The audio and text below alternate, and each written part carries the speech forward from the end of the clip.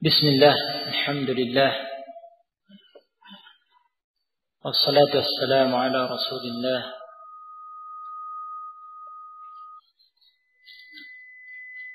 wa ala alihi wa sahbihi wa man walah.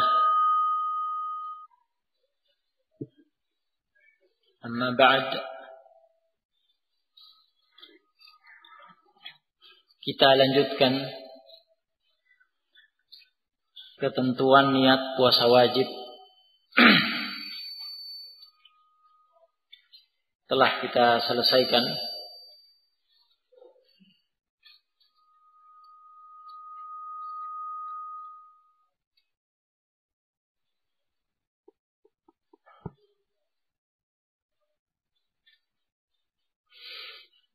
sekarang pembahasan kita ketentuan niat puasa sunnah halaman 70.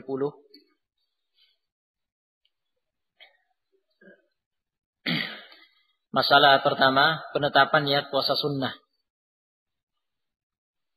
Dalam hal ini terdapat perselisihan pendapat di kalangan ulama. Wallahu a'lam. Yang terkuat dalam masalah ini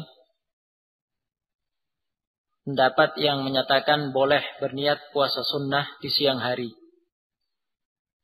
Ya, pendapat pertama yang kami nukil di sini.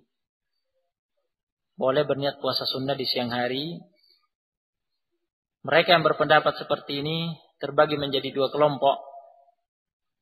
Ada yang berpendapat boleh menetapkan niat puasa sunnah di siang hari secara mutlak, tanpa ada batasan sebelum zawal, sebelum bergesernya matahari ke barat, setelah tengah hari, atau setelahnya.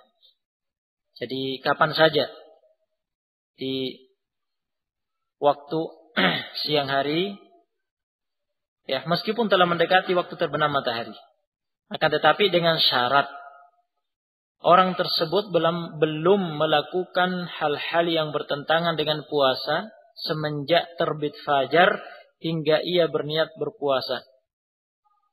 Ya, dengan syarat ini. Dari terbit fajar hingga dia berniat berpuasa, belum melakukan hal-hal yang bertentangan dengan puasa. Belum makan, minum, dan pembatal puasa lainnya. Ya, syarat ini telah kami nukil sebagaimana pada catatan kaki disebutkan oleh Al-Utsaimin rahimahullah dan Al-Lajnah Daimah yang diketahui oleh Ibnu Baz.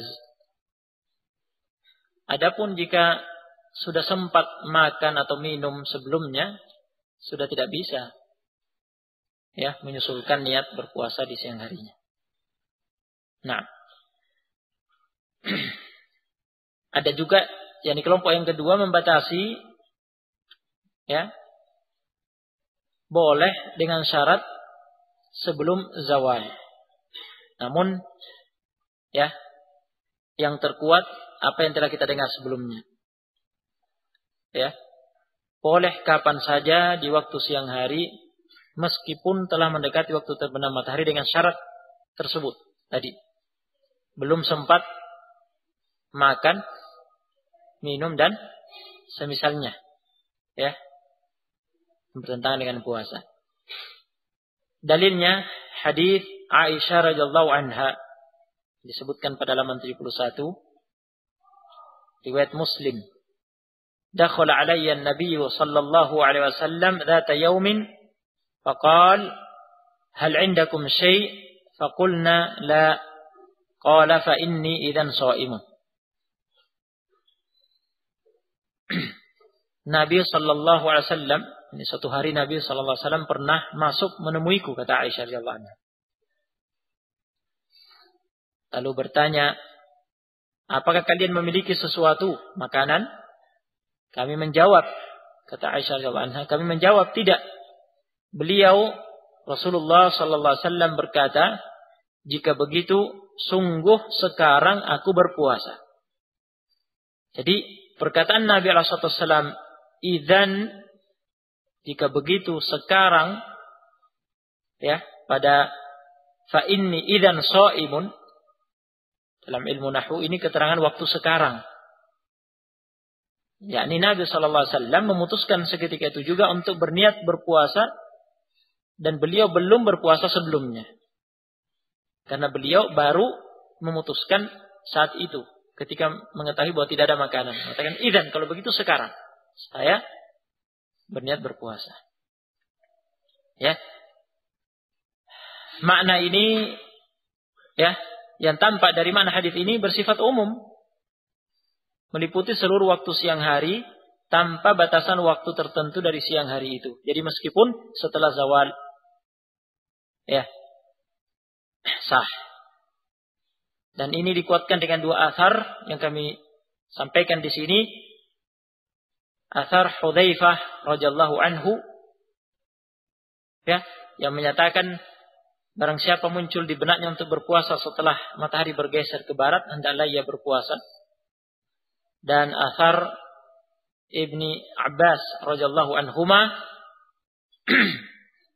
bahwa dirinya Ibnu Abbas radhiyallahu anhuma suatu hari di waktu pagi, ya, ia menjalani waktu pagi hingga tengah hari tanpa niat berpuasa.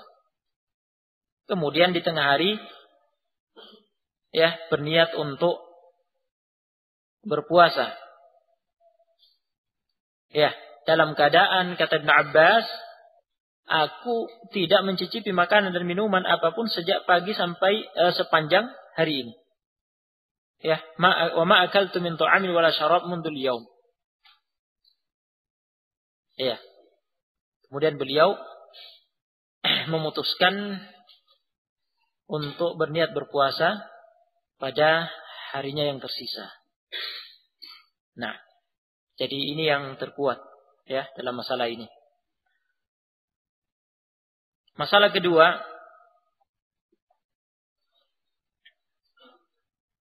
niat puasa sunnah yang ditetapkan niatnya di siang hari, nilai puasa sunnah yang ditetapkan niatnya di siang hari. Nilai pahalanya dihitung dari mana? Apakah terhitung mendapatkan nilai puasa sunnah mulai dari terbit fajar hingga terbenam matahari, atau nilai ya pahalanya terhitung dari sejak dia berniat?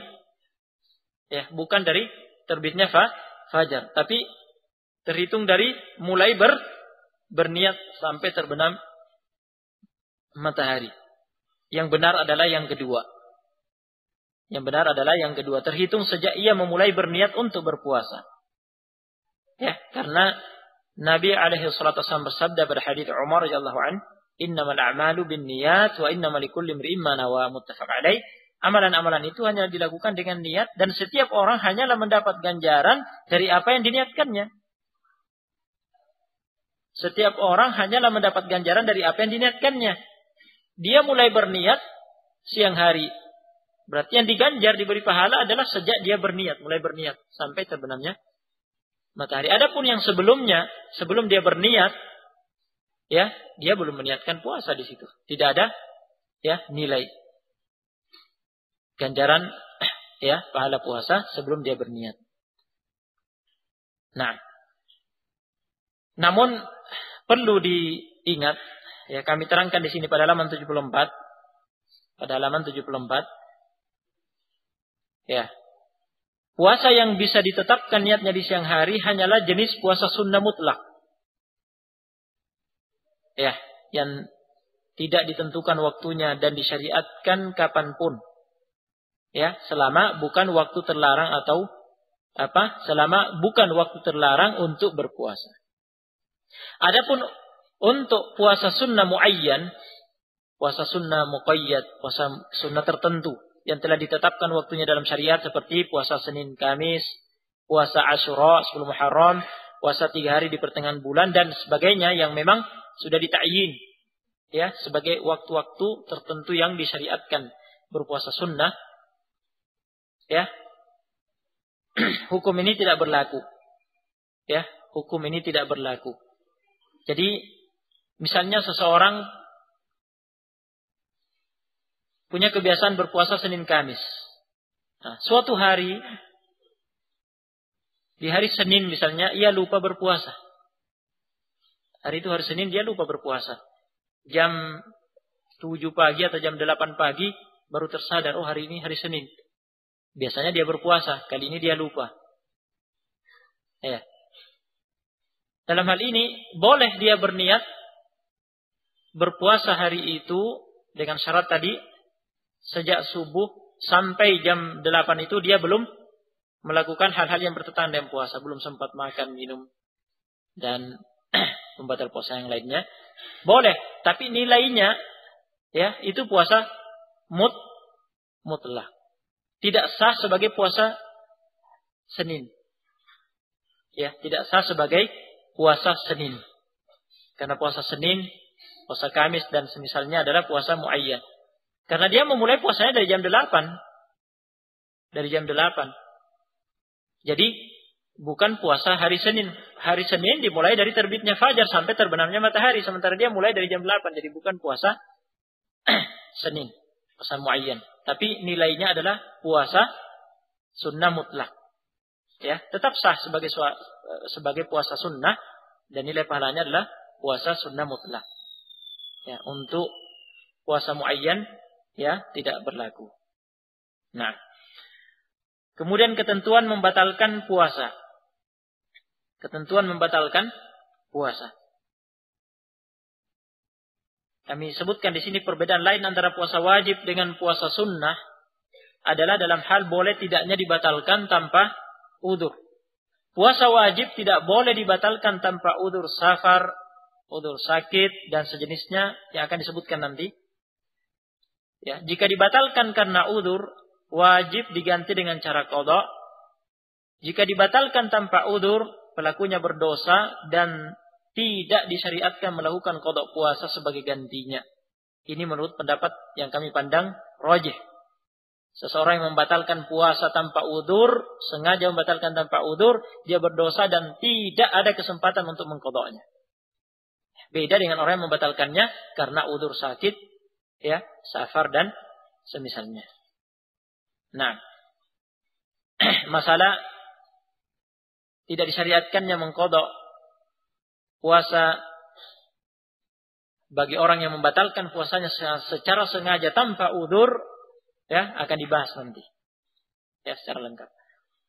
Lain halnya dengan puasa sunnah. Orang yang berpuasa sunnah adalah pemimpin bagi dirinya sendiri.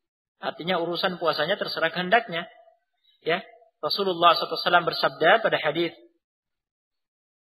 Ummu Hani radhiyallahu anha, "As-shaimul mutatawwi'u amiru nafsihi in syaa'a shoma wa in syaa'a aftara." Hadis An-Nasai, riwayat An-Nasai dan yang lainnya. Ya, yang dinyatakan sahih oleh Al-Hakim, disepakati oleh Al-Dhahabi dan Al-Albani. As-shaimul mutatawwi'u amiru nafsihi, orang yang berpuasa sunnah adalah pemimpin dirinya. In syaa'a shoma wa in syaa'a aftara, jika ia mau ia bisa menyempurnakannya, jika ia mau pula ia bisa membatalkannya. Ya. Dan hadis-hadis yang lain yang kami sebutkan ya pada buku ini yang menunjukkan bolehnya membatalkan puasa sunnah. Ya, jika mau. Ya. Baik ada udzur maupun tidak. Jika dia membatalkannya tanpa udzur, dia tidak berdosa karena itu puasa sunnah.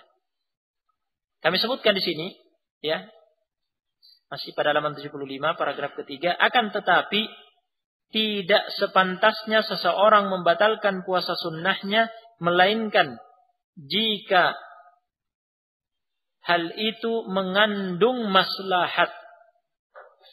Jadi tidak pantas seseorang membatalkan puasa sunnahnya begitu saja, tanpa ada maslahat yang diinginkan dengan pembatalan itu. Ya, ini mazhab Asy-Syafi'i, Ahmad, Ishaq bin Rahawai, ya, dan Ats-Tsauri dipilih dirajihkan oleh Al-Albani dan Al-Utsaimin. Hadis-hadis yang menjadi dalil masalah ini telah kami sebutkan ya secara lengkap di sini. Nah, dan di antara contoh maslahat yang menuntut untuk membatalkan puasa sunnah disebutkan pada hadis yang diriwayatkan oleh Abu Sa'id Al-Khudri ya pada halaman 77. Ketika Abu Sa'id Al-Khudri radhiyallahu anhu pernah membuat makanan khusus ya untuk mengundang Rasulullah sallallahu alaihi wasallam dan para sahabatnya. Ya, ketika Rasulullah SAW menghadiri undangan Abu Sa'id Al-Khudri, jadi Abu Sa'id Al-Khudri radhiyallahu anhu ini membuat makanan khusus, memang khusus untuk mengundang Rasulullah SAW dan sahabatnya. Ketika Rasulullah SAW dan sahabat yang bersamanya datang, ada satu orang di antara yang ikut rombongan itu yang berpuasa sunnah. Dia tidak mau makan. Dia mengatakan, ini shaim, aku berpuasa. Rasulullah SAW menegurnya, mengajarinya, mengatakan, da'akum akhukum wa takallafa lakum. Ya, saudaramu telah sengaja mengundang kamu dan dia telah membebani diri, membuatkan, ya, merepotkan diri, sengaja merepotkan diri, menyiapkan hidangan untuk kamu, untuk kalian. Nah, kemudian Nabi SAW bersabda, aftir wa sum makanahu yawman in syi'ta. Berbukalah. Jadi Nabi SAW memerintahkan laki-laki itu untuk ikut makan, untuk membatalkan puasanya, karena ada maslahat yang diinginkan di sini. Maslahatnya apa? Untuk menyenangkan tuan rumah, karena dia sengaja membuat makanan itu, sudah merepotkan diri, menyiapkan biaya, waktu, memasaknya, menghidangkannya, kemudian mengundang. Kemudian ternyata tidak disantap, bagaimana perasaannya? Kan kecewa. Ya, ini ada maslahat ya untuk berbuka di sini.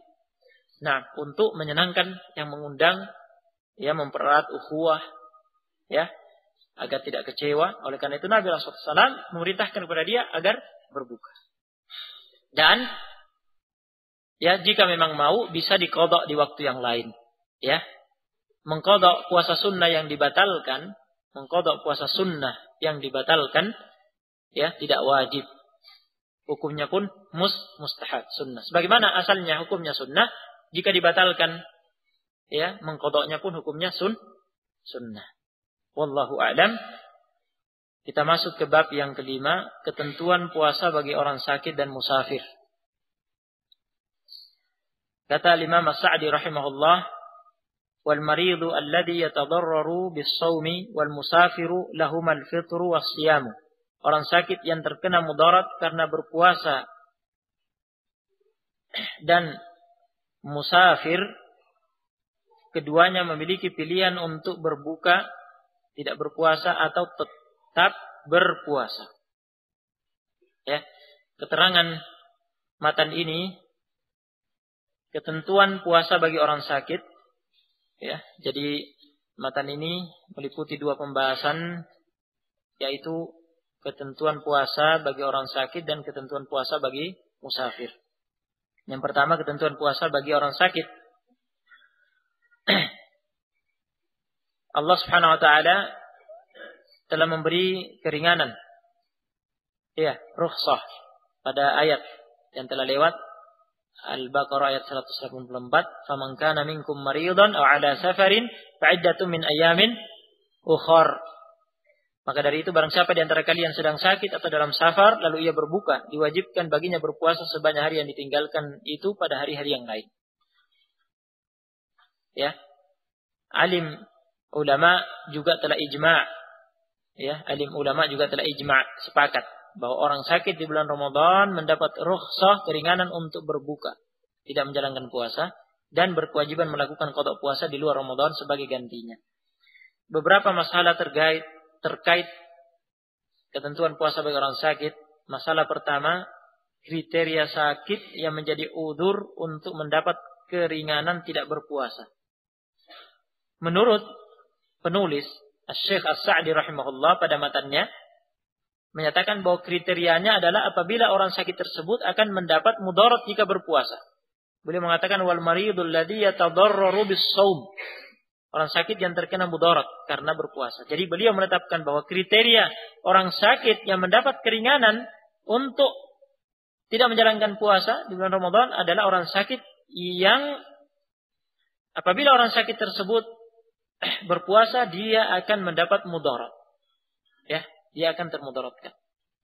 Apa yang dimaksud dengan mudarat bagi orang sakit? Ya, yang berpuasa, mudarat yang dimaksud sakitnya semakin parah atau memperlambat kesembuhannya. Tertunda kesembuhannya. Itu mudarat yang dimaksud. Ya, berdasarkan ini, ya, jika sakit seseorang sampai pada tingkatan yang disebutkan, jika dia berpuasa, dia termudaratkan. Artinya sakitnya akan semakin parah dengan puasa itu, atau semakin lambat kesembuhannya dengan puasa itu, berarti ada keringanan baginya untuk ya tidak berpuasa. Ya, artinya puasa tersebut sudah pada tingkatan yang berat, ya, dan menyiksa, yang akan memudaratkan bagi orang sakit. Ya, gambarannya puasa itu berat dan menyiksa dia, sehingga bermudarat padanya. Nah, ini yang disebutkan oleh Sa'di rahimahullah, mazhab al-Imam Ahmad rahimahullah. Ya. Bagaimana dengan orang sakit yang jika berpuasa dia tidak termudaratkan, tetapi berat baginya karena sakit? Nah, berdasarkan yang kita dengar, ya, dia tidak masuk dalam kriteria ini berarti. Nah, ya. Namun kami menemukan fatwa Al-Lajnah Daimah, ya, kami sebutkan di sini pada halaman 81, kami menemukan fatwa Al-Lajnah Daimah yang diketuai oleh Ibnu Baz yang membolehkan berbuka, tidak berpuasa apabila puasa itu terasa berat bagi orang sakit itu, meskipun tidak menimbulkan mudarat terhadap kondisi sakit. Ya, fatwa Al-Lajnah Daimah, dalam fatwa Al-Lajnah Daimah bunyinya, kata mereka, jika realitasnya sebagaimana yang Anda sebutkan yang dalam pertanyaan, disyariatkan bagi Anda untuk berbuka, tidak berpuasa selama puasa tersebut membawa mudarat atau terasa berat bagi Anda. Nah, jadi Al-Lajnah Daimah menyebutkan dua. Jika membawa mudarat yang dimaksud sudah diterangkan tadi, atau terasa berat bagi Anda. Jadi menurut fatwa ini ada dua kategori bagi orang sakit yang diperbolehkan untuk berbuka, yaitu jika puasa itu memberi mudarat atau memberatkannya meski tidak ada mudaratnya. Meskipun tidak sampai mudaratkannya, namun dia terasa berat. Ya, sudah boleh berbuka.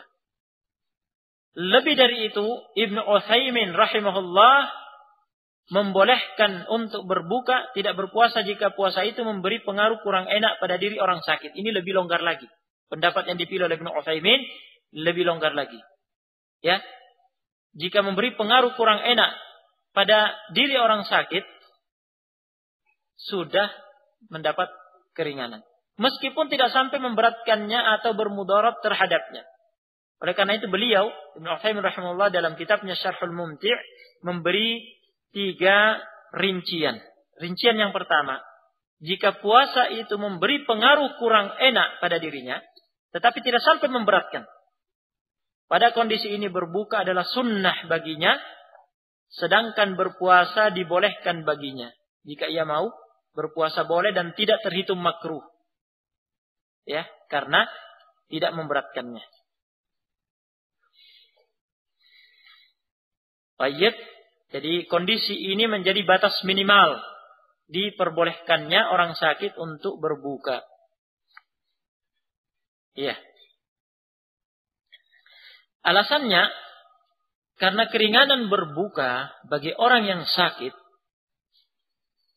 ya, merupakan hukum yang terkait dengan suatu illat, dengan suatu faktor, sebab.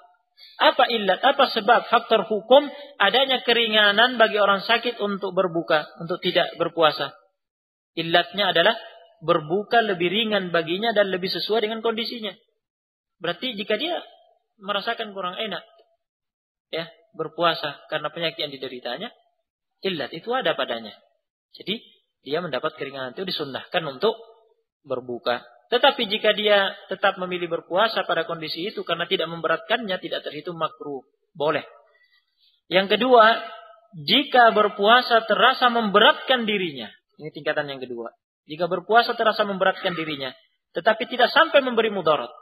Artinya, dia merasakan berat dengan puasa itu karena penyakitnya, tetapi tidak berpengaruh memperparah ya sakitnya dan tidak berpengaruh, tidak berefek memperlambat kesembuhannya. Pada kondisi ini kata Ibnu Utsaimin rahimahullah, berbuka adalah sunnah baginya dan makruh berpuasa. Makruh berpuasa. Ya. Makruh berpuasa berarti ya menguatkan sebaiknya ya lebih utama untuk berbuka. Nah, jika dia memilih untuk berpuasa, dia tidak berdosa. Karena makruh. Hanya tidak disukai. Yang ketiga, jika berpuasa memberi mudarat terhadapnya. Ini tingkatan yang ya tertinggi. Ya, jika berpuasa memberi mudarat terhadapnya. Memperparah penyakitnya atau memperlambat kesembuhannya. Contohnya sakit ginjal, sakit gula, dan semacamnya. Jika dia berpuasa, semakin parah penyakitnya atau semakin tertunda kesembuhannya. Pada kondisi ini, wajib atasnya untuk berbuka dan haram untuk berpuasa. Ya, ini rincian yang dipilih oleh Ibnu Utsaimin rahimahullah dalam Asy-Syarh Al-Mumti'. Nah, kondisi yang terakhir Ibnu Utsaimin rahimahullah mengatakan bagi yang terkena mudarat ya. Jika sakitnya sampai pada tingkatan jika dia berpuasa dia termudaratkan ya. Wajib berbuka dan haram berpuasa.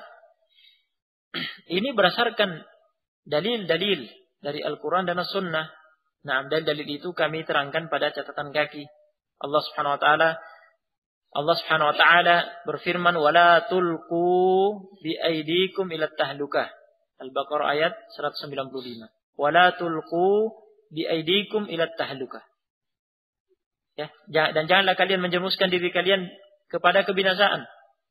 Jika puasa itu memudaratkan dirinya karena penyakit yang dideritanya, puasa sakitnya semakin parah, semakin tertunda kesembuhannya, itu namanya menjerumuskan diri dalam kebinasaan. Ya. Nah, dan ayat yang semakna dengan ini dalam surat An-Nisa, adapun dari sunnah Nabi alaihi salatu wassalam, hadis sabda Nabi SAW, la darara wa la dirar. Tidak ada mudarat yang dibenarkan. Yang tidak boleh memberi mudarat. Tidak boleh memberi mudarat umum, baik kepada diri sendiri maupun kepada yang lain. Baik secara sengaja atau tanpa sengaja. Ya. Nah, jadi Nabi SAW pada hadis ini melarang memberi mudarat terhadap diri, terhadap orang lain, tanpa sengaja maupun secara sengaja. Itu tidak boleh, haram. Berarti kalau puasa itu memudaratkan dirinya karena penyakit yang dideritanya, berarti haram. Wajib berbuka. Nah, wallahu a'lam. Ini yang dapat kami kumpulkan dari keterangan ulama. Ya. Wallahu a'lam. Dalam hal ini ya, kami memilih rincian yang disebutkan oleh Ibnu Utsaimin rahimahullah, wallahu a'lam. Dan kami sebutkan di sini adapun pendapat yang mengatakan bahwa kriteria sakit yang mendapat keringanan tidak berpuasa adalah kondisi sakit secara mutlak meskipun sakitnya ringan. Ya, dalam arti jika dia berpuasa tidak ada pengaruhnya sama sekali, tidak ada efeknya. Ya. Misalnya flu ringan, pusing ringan, dan semisalnya. Ya, ini pendapat yang lemah. Nah, ini pendapat yang lemah. Jadi kalau flu ringan, pusing ringan, dan semisalnya, jika berpuasa tidak ada efeknya sama sekali. Sama saja, ya, bagi dia. tidak mendapat rukhsah, tidak mendapat keringanan.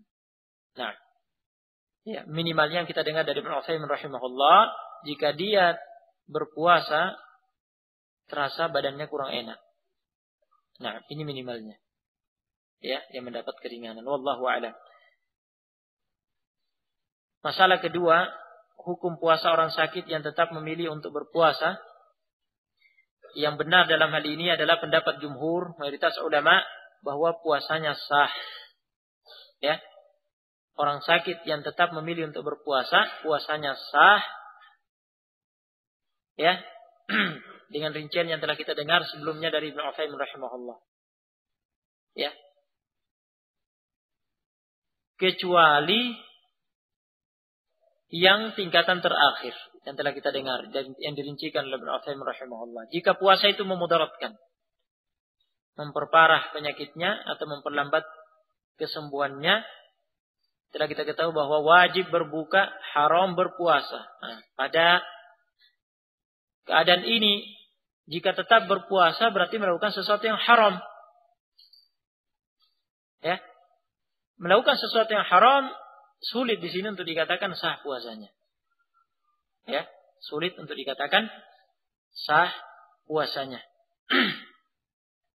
Nah, di sini mungkin kita bertemu dengan pendapat Ibnu Hazm rahimahullah, ya, bahwa tidak sah. Adapun pendapat Ibnu Hazm yang mengatakan orang sakit jika berpuasa secara mutlak puasanya tidak sah, meskipun puasa itu tidak memudaratkan, ya, puasanya tidak sah jika memilih berpuasa, pendapat ini salah. Ya. Tetapi mungkin dibenarkan pada keadaan yang terakhir, apabila puasa itu memudaratkan.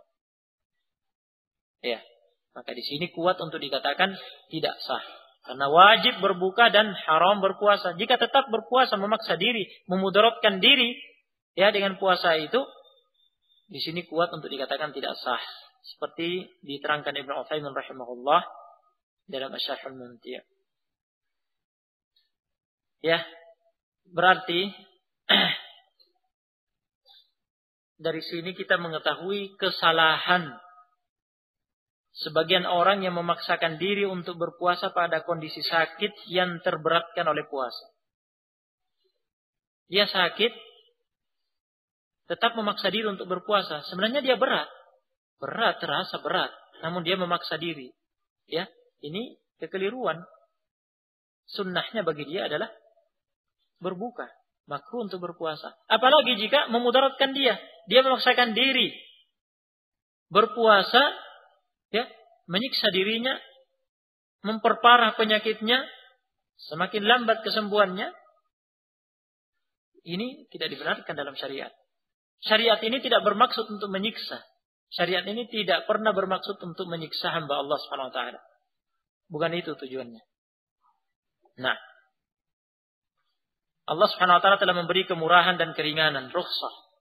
Jika sakit, ya, dengan kriteria yang telah kita pelajari, terima keringanan dari Allah Subhanahu wa taala. Ya. Pilih untuk berbuka.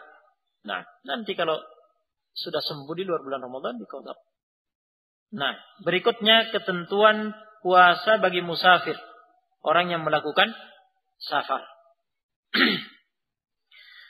Dalil bolehnya seorang musafir yang sedang dalam safar, perjalanan keluar daerah, ya, tempat tinggalnya, untuk berbuka Al-Quran dan As-Sunnah.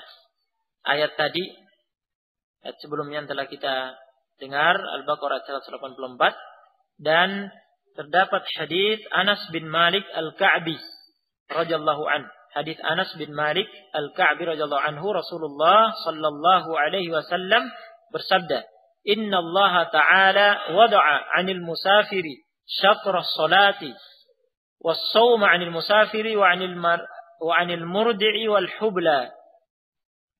Sesungguhnya Allah Ta'ala telah meringankan dari seorang musafir syatra as-salat, separuh, setengah dari salatnya. Maksudnya dengan mengqashar, ya, salat rubaiyah, salat yang 4 rakaat diqashar jadi 2 rakaat. Was-shawma 'anil musafiri wa 'anil murdi'i wal hubla, serta meringankan pula kewajiban puasa dari seorang musafir, wanita menyusui dan wanita hamil. Ya. Artinya diperbolehkan. Jadi wadu'a di sini maksudnya keringanan, diperbolehkan bagi orang yang melakukan safar di bulan Ramadan, wanita yang sedang menyusui atau hamil, dengan keterangan yang akan kita dapati nanti, jika kondisi wanita yang menyusui atau kondisi wanita yang hamil ini ya terdapat indikasi, terdapat qarinah, indikasi yang menunjukkan jika dia berpuasa bisa ya membahayakan dirinya atau janinnya, bayinya. Ya, jika dia khawatir. Ya, karena indikasi atau qarinah yang menunjukkan hal itu ada keringanan untuk berbuka. Ya. Tetapi wajib menggantinya dengan qada puasa di luar bulan Ramadan sebanyak hari yang ditinggalkan. Nah, hadis ini dikeluarkan oleh Ahmad, Abu Daud, At-Tirmidzi, An-Nasai, Ibnu Majah, dinyatakan sahih oleh Al-Albani dan dinyatakan hasan oleh Al-Wadi'. Dua dalil ini ditambah ijma'. Ya, sepakat para ulama, ijma' mereka bahwa orang yang melakukan safar di bulan Ramadan mendapat keringanan untuk berbuka, tidak menjalankan puasa dan berkewajiban menggantinya dengan qada puasa di luar Ramadan. Beberapa masalah terkait dengan musafir. Masalah pertama, kriteria safar yang bisa mendapatkan keringanan berbuka puasa. Ya. Safar yang memperoleh keringanan berbuka puasa adalah safar yang terkena syariat melakukan qasar salat. Ini disepakati oleh ulama, ijma'. Ya, permasalahannya sebagaimana dibahas pada masalah yang kedua, batasan-batasan safar yang disyariatkan melakukan qasar salat. Yang berarti disyariatkan pula berbuka puasa. Terdapat perselisihan yang panjang di antara ulama mengenai ya batasan safar yang disyariatkan mengqasar salat dan disyariatkan pula berbuka puasa. Sebagian ulama ada yang membatasi dengan jarak-jarak tertentu. Ya, dikarenakan ada sebagian hadis yang menyebutkan bahwa Rasulullah SAW keluar dengan sejarak ya tertentu kemudian mengqasar. Nah, tetapi jika dicermati hadis-hadis tersebut hanya menerangkan peristiwa yang terjadi pada diri Rasulullah SAW pernah safar sejarah itu dan mengqasar. Tetapi bukan berarti seandainya Rasulullah SAW alaihi salatu wassalam safarnya kurang dari itu jaraknya, bukan berarti menunjukkan bahwa beliau tidak mengqasar. Hanya menyampaikan bahwa ketika itu Rasulullah alaihi salatu wassalam safar sejarah itu dan beliau mengqasar. Bagaimana seandainya Rasulullah alaihi salatu wassalam safarnya jaraknya kurang dari itu, mengqasar atau tidak? Ya, hadis itu tidak menunjukkan ya apakah mengqasar atau tidak. Nah, oleh karena itu imam-imam ahli tahqiq seperti Ibnu Taimiyah, Ibnu Qayyim, Al-Albani dan Al-Utsaimin rahimahumullah, mereka berpendapat bahwa safar yang disyariatkan melakukan qasar salat, yang disyariatkan pula berbuka puasa, tidak dibatasi dengan jarak-jarak tertentu. Penentuan batasan safar tersebut dikembalikan kepada adat kebiasaan kaum muslimin yang menganggap perjalanan itu sebagai safar atau bukan. Ya. Keterangan lengkapnya telah kami nukil di sini penjelasan Ibnu Taimiyah, pendalilan beliau dari Majmu' al-Fatawa. Ya.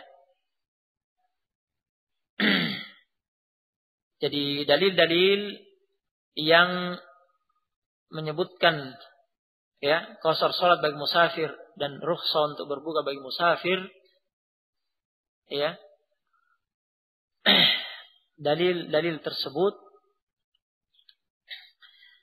menunjukkan ya makna yang kita dengar yang dipilih oleh Ibnu Taimiyah rahimahullah. Ya. Karena kaidahnya jika ada suatu istilah dalam syariat Kemudian syariat tidak memberi batasan. Syariat tidak memberi batasan safar. Dalam Al-Quran dan Sunnah tidak ada penentuan batasannya. Dari segi bahasa juga tidak ada. Maka dikembalikan kepada urf. Dikembalikan kepada adat kebiasaan. Apa yang dianggap adat kebiasaan masyarakat keluar ke daerah itu adalah safar, berarti safar. Jika tidak dianggap pada kebiasaan mereka safar, berarti bukan safar. Nah, menghitung jarak juga bukan hal yang mudah. Menentukan jarak dari tempat dia ke tempat yang dia tuju, jaraknya sekian kilo, ini juga bukan hal yang mudah. Sulit. Kata Ibnu Taimiyah rahimahullah, syariat tidak mengaitkan sesuatu hukum dengan sesuatu yang sulit. Sesuatu yang menyulitkan kaum muslimin. Wallahu a'lam. Nah, di sini pada halaman 88 Al-Utsaimin rahimahullah menyebutkan dalam kitab Asy-Syarhul Mumti' pembagian bahwa permasalahan safar tidak terlepas dari 4 kondisi. Yang pertama, kondisi masa perjalanan yang lama dan jarak tempuh yang jauh. Masa perjalanannya lama, jarak tempuhnya jauh. Tidak diragukan lagi, ini safar. Yang berlaku keringanan qashar dan berbuka. Dicontohkan oleh beliau. Safar menggunakan pesawat terbang dari kota Qasim menuju kota Makkah. Jaraknya jauh. Tinggal di sana selama 10 hari.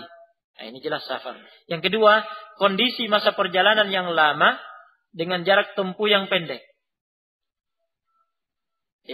Artinya dia bepergian ke satu tempat yang dekat di luar batas wilayah daerahnya dan tinggal di sana selama 2 atau 3 hari. 2 atau 3 hari lama. Meskipun tempat yang didatanginya itu dekat. Dicontohkan oleh beliau dari kota Unaizah menuju kota Buraidah yang dekat. Bermalam di sana selama 3 atau 2 hari. Ini safar. Yang ketiga, kondisi masa perjalanan yang singkat dengan jarak tempuh yang panjang. Ini juga merupakan safar. Masa perjalanannya singkat. Tidak berlama-lama di sana. Tetapi jarak tempuh ke tempat itu panjang. Untuk menempuh perjalanan sejauh itu tentunya mempersiapkan bekal dan mengangkat dirinya melakukan safar. Dicontohkan oleh beliau dari kota Qasim menuju kota Jeddah. Jauh jaraknya. Tetapi kembali hari itu juga. Hari itu berangkat dengan perjalanan yang jauh panjang, namun hari itu juga dia kembali. Ini safar. Yang terakhir, masa perjalanannya singkat, jarak tempuhnya pendek. Dia keluar dari daerahnya ke daerah kota tetangganya sebentar sekali. Kemudian balik. Nah, ada sesuatu yang hendak dibeli di sana misalnya, naik motor ke sana, sebentar terus balik lagi. Nah, ini bukan safar. Meskipun dia sudah keluar kota ke kota yang lain. Karena dekat dan sebentar langsung balik, bukan musafir. Nah, beliau di sini mencontohkan dari kota Unaizah menuju kota Buraidah yang dekat, di awal siang berangkat, langsung kembali. Baik. Terkadang mungkin kita kesulitannya. Terkadang pada kondisi-kondisi tertentu kita sulit. Kita ini musafir atau bukan? Apa yang kita lakukan kalau dibingungkan untuk menetapkan, untuk menghukumi apa kita ini musafir atau bukan? Apakah kita menghukumi diri kita musafir atau menghukumi diri kita mukim? Terdapat perbedaan pendapat di antara ulama. Nah, di sini kami terangkan pada halaman 89. Wallahu a'lam, yang terkuat pendapat yang dipilih oleh Ibnu Qudamah dan Ibnu Utsaimin. Pendapat yang dipilih oleh Ibnu Qudamah dan Ibnu Utsaimin. Pendapat yang terkuat. Ada pendapat ini yaitu status orang tersebut harus dikembalikan pada hukum asalnya. Yakni hukum asal setiap orang adalah bermukim, bukan musafir. Jadi hukum asal setiap orang itu bermukim di tempatnya. Kalau dia musafir, itu keluar dari hukum asalnya. Asalnya bermukim. Jadi ketika ragu dirinya mukim atau musafir, kembali saja ke hukum asal. Hukum asalnya mukim, bukan musafir. Ini hukum asal yang meyakinkan. Tidak boleh berpaling dari hukum asal tanpa alasan yang meyakinkan. Kaidahnya demikian. Ya.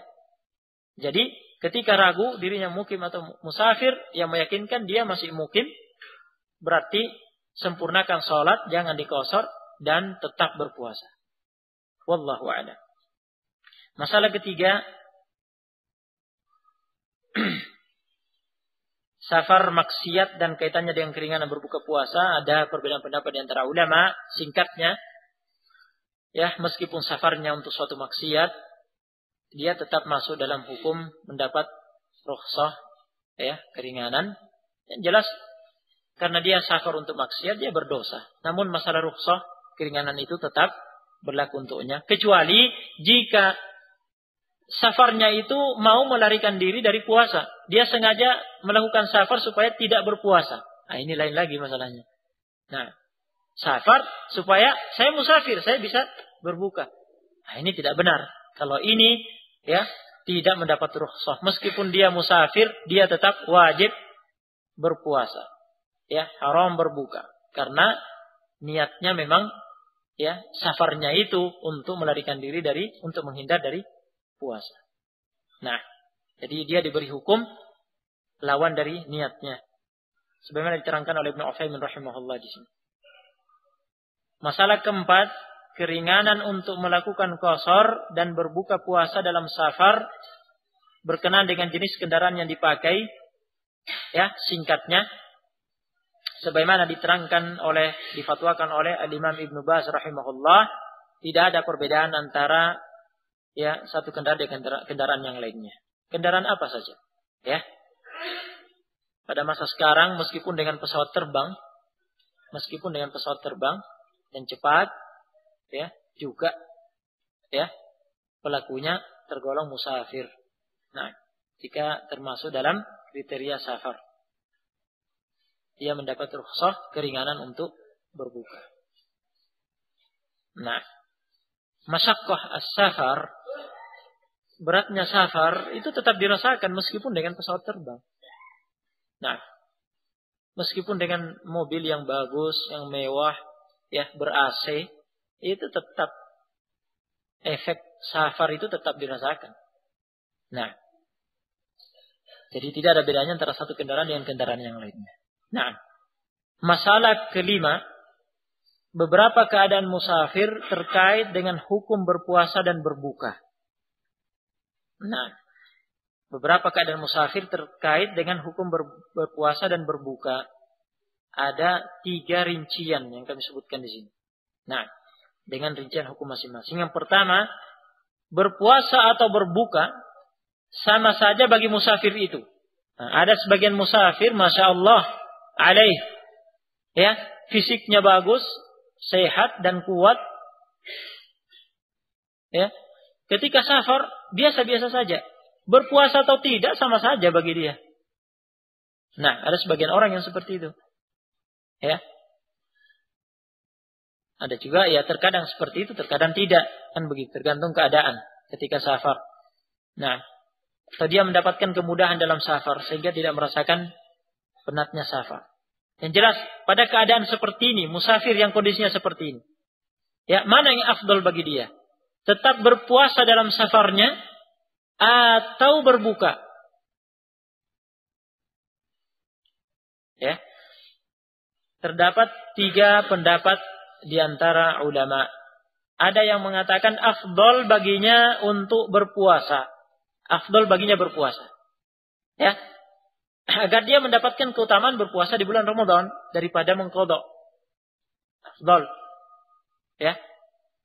Dan ada riwayat bahwa Rasulullah alaihi salatu wassalam pernah dalam safarnya berpuasa. Nah, hadits Abu Darda yang disebutkan di sini. Nah, hadits muttafaq alaih.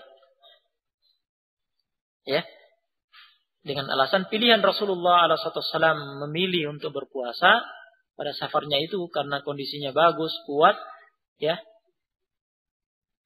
sama saja bagi diri beliau berpuasa atau tidak, yang menunjukkan itu afdal. Nah,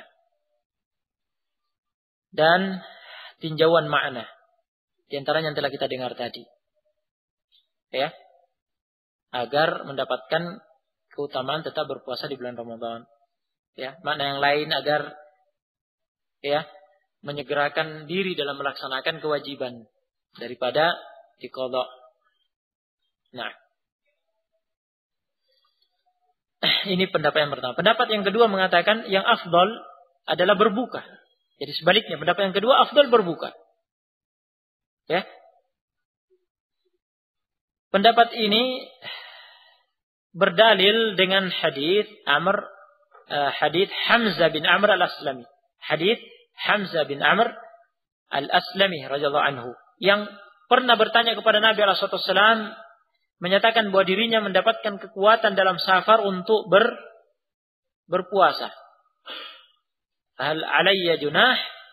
Apakah ada dosa bagi saya jika berpuasa? Nah, dijawab oleh Nabi sallallahu alaihi wasallam, "Hiya rukhsatun minallahi, faman akhadha biha fahasan, wa man ahabba an yasuma fala junaha alaihi." Berbuka adalah rukhsah dari Allah Subhanahu wa taala. Barang siapa yang mengambil keringanan itu, hal itu adalah baik, hasan. Dan barang siapa memilih untuk tetap berpuasa, tidak ada dosa atasnya. Ini riwayat Muslim. Ya, pendapat ini berdalil Nabi SAW mengatakan itu rukhsah dari Allah Subhanahu wa taala. Barang siapa mengambilnya itu baik. Nah, berarti lebih baik diambil rukhsah itu. Lebih utama berbuka. Juga berdalil dengan hadis Innallaha yuhibbu an tu'ta rukhasuhu kama yakrahu an tu'ta ma'siyatuh. Sesungguhnya Allah menyukai untuk diambil keringanan-keringanannya sebagaimana Allah tidak suka untuk dimaksiati. Ya berarti karena Allah Subhanahu wa taala menyukai keringanan-keringanannya diambil, berarti afdal keringanan ini diambil, yaitu afdal berbuka. Pendapat yang ketiga, pendapat yang menyatakan yang lebih utama baginya adalah mana yang paling mudah baginya. Antara berpuasa atau berbuka ditinjau dari segi sulit atau tidaknya untuk melakukan qada. Jika lebih mudah untuk berpuasa dan sulit untuk melakukan qada, yang afdal baginya adalah berpuasa. Jika melakukan qada puasa di luar Ramadan lebih mudah baginya, yang utama adalah melakukan qada.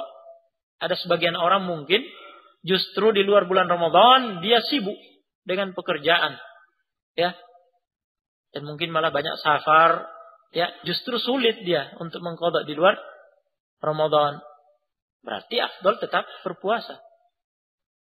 Nah, dan ingat pembahasan kita masih keadaan yang pertama, ya, yaitu berpuasa bagi musafir itu sama saja baginya. Berpuasa atau tidak sama karena kondisinya bagus, kondisinya kuat. Nah, pendapat yang ketiga ini, ya, yang dipilih oleh Al-Albani rahimahullah. Ya, pendapat yang ketiga ini yang dipilih oleh Al-Albani rahimahullah. Ini pendapat dari kalangan salaf. Yang memilih pendapatnya adalah Mujahid, Umar Ibn Abdul Aziz, Qatadah rahimahumullah. Pendapat ini yang dipilih oleh Ibnul Munzir dan Al-Albani rahimahumullah jami'an. Ya, pendapat ini berdalil dengan ayat dalam surat Al-Baqarah ayat 185. Yuridullahu bikumul yusra wa la yuridu bikumul usra. Allah menyukai kemudahan bagi kalian dan tidak menyukai kesulitan bagi kalian. Jadi, Allah menyukai kemudahan. Berarti yang afdal mana yang mudah? Kalau memang lebih mudah jika berpuasa saja ketika itu karena di luar Ramadan justru sulit mengqadhanya. Nanti karena justru sibuk dengan pekerjaan, safar, dan semisalnya, berarti afdal tetap berpuasa. Kalau memang lebih mudah baginya mengqadhanya karena di luar Ramadan, alhamdulillah kesempatannya lebih longgar, ya, lebih leluasa, ya, lebih mudah baginya untuk mengqadhanya, berarti afdal berbuka. Ya, pilih berbuka dan diqadha nanti. Nah, mana yang lebih mudah? Karena Allah SWT menyukai kemudahan. Al-Albani rahimahullah menguatkannya dengan hadis Aisyah radhiyallahu anha, juga hadis tentang Hamzah bin Amr al-Aslami yang bertanya kepada Rasulullah alaihi salatu wassalam, menyatakan, inni rajulun asrudus shaum afa asumu fis safar, sesungguhnya aku adalah seorang yang selalu berpuasa. Apakah saya boleh berpuasa saat safar? Nabi alaihi wasallam menjawab, sum in syi'ta wa aftir in syi'ta. Hadis ini muttafaq alaih. Riwayat Al-Bukhari dan Muslim, muttafaq alaih. Sum in syi'ta wa aftir in syi'ta. Silakan berpuasa jika engkau mau dan silakan berbuka jika engkau mau. Jadi Nabi SAW mengembalikan terserah kepada Hamzah bin Amr al-Aslami. Artinya terserah mana yang lebih mudah bagi dia. Terkait dengan kemudian mengqadha'nya di luar bulan Ramadan. Nah, kedua dalil ini cukup insyaallah. Apalagi ditambah dengan hadis Hamzah bin Amr al-Aslami juga pada riwayat yang lain, riwayat Tammam dalam kitab Al-Fawaid yang disebutkan oleh Al-Albani rahimahullah. Nah, jika hadis ini sabit dari Rasulullah SAW, semakin memperjelas masalah ini. Jika tidak sabit dari Rasulullah SAW, dua dalil tadi, ayat dan hadis Aisyah sudah cukup. Wallahu a'lam. Dalam hal ini kami memilih pendapat Al-Albani rahimahullah. Pendapat yang terakhir tadi paling kuat di antara pendapat-pendapat yang ada. Wallahu a'lam. Nah,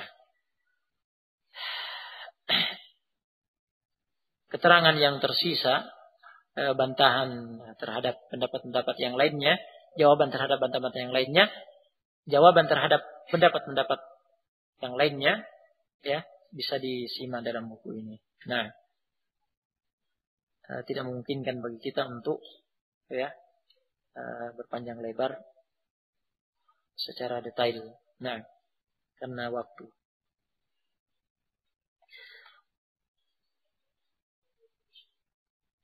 Yang kedua, berbuka lebih ringan bagi musafir. Keadaan yang kedua, berbuka lebih ringan bagi musafir. Nah, dalam keadaan ini, berbuka lebih utama bagi musafir. Ini jelas. Pada kondisi ini tampak sekali manfaat dari keringanan yang Allah Subhanahu wa taala berikan. Adanya keringanan bagi musafir untuk berbuka agar mereka terhindar dari sesuatu yang memberatkan mereka. Nah, yuridullahu bikumul yusra wa la yuridu bikumul usr. Allah menyukai kemudahan bagi kalian dan tidak menyukai kesulitan bagi kalian. Nah, hadis yang telah lewat, innallaha yuhibbu an tu'ta rukhasuhu kama yakrahu an tu'ta ma'siyatuh. Sesungguhnya Allah menyukai untuk diambil keringanan-keringanannya sebagaimana Allah tidak suka untuk dimaksiati. Ambil keringanan Allah Subhanahu wa taala. Ketika safar dalam kondisi berbuka lebih ringan, lebih ringan berbuka. Bahkan jika berpuasa bisa memberatkan diri, jika berpuasa memberatkan diri, ambil keringanan Allah Subhanahu wa taala. Nah, Allah Subhanahu wa taala menyukai itu. Afdal berbuka. Nah, Al-Utsaimin rahimahullah menyatakan di sini, jika seorang musafir tetap memaksakan diri berpuasa dalam keadaan memberatkan diri, ia melakukan sesuatu yang makruh. Dia melakukan sesuatu yang makruh. Nah, dia berpaling dari keringanan yang Allah Subhanahu wa taala berikan. Ini tidak disukai tentunya, dibenci. Nah, makruh. Keadaan yang terakhir, berpuasa sangat memberatkan musafir itu sehingga ia tidak mampu lagi untuk menanggungnya atau bahkan memudaratkannya. Artinya, dia memaksakan diri berpuasa padahal kondisinya dalam safar itu berat. Dia menyiksa dirinya, memaksa diri, menyiksa dirinya, tidak mampu lagi yang menanggungnya. Atau bahkan memudaratkan dia. Memudaratkan dia dalam arti gara-gara itu bisa jadi sakit jadinya. Nah, bisa jadi sakit setelahnya. Nah, berpuasa dalam keadaan seperti ini haram. Musafir dalam kondisi seperti ini haram berpuasa dan wajib untuk berbuka. Ya. Kami nukil di sini pendapat Asy-Syaikh Al-Utsaimin dan pendapat Asy-Syaikh Al-Albani.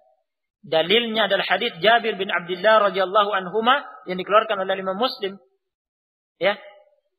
Anna Rasulullah sallallahu alaihi wasallam kharaja 'am al-fath ila Makkah fi Ramadan. Sesungguhnya Rasulullah sallallahu alaihi wasallam pernah keluar, yakni pada tahun penaklukan kota Makkah ya, Fathu Makkah. Dari Madinah ke Makkah itu kan terjadi di bulan Ramadan. Nah, fasama hatta balagha qura' al-ghamim fasama an-nas. Nabi alaihi salatu wassalam dalam safarnya itu tetap berpuasa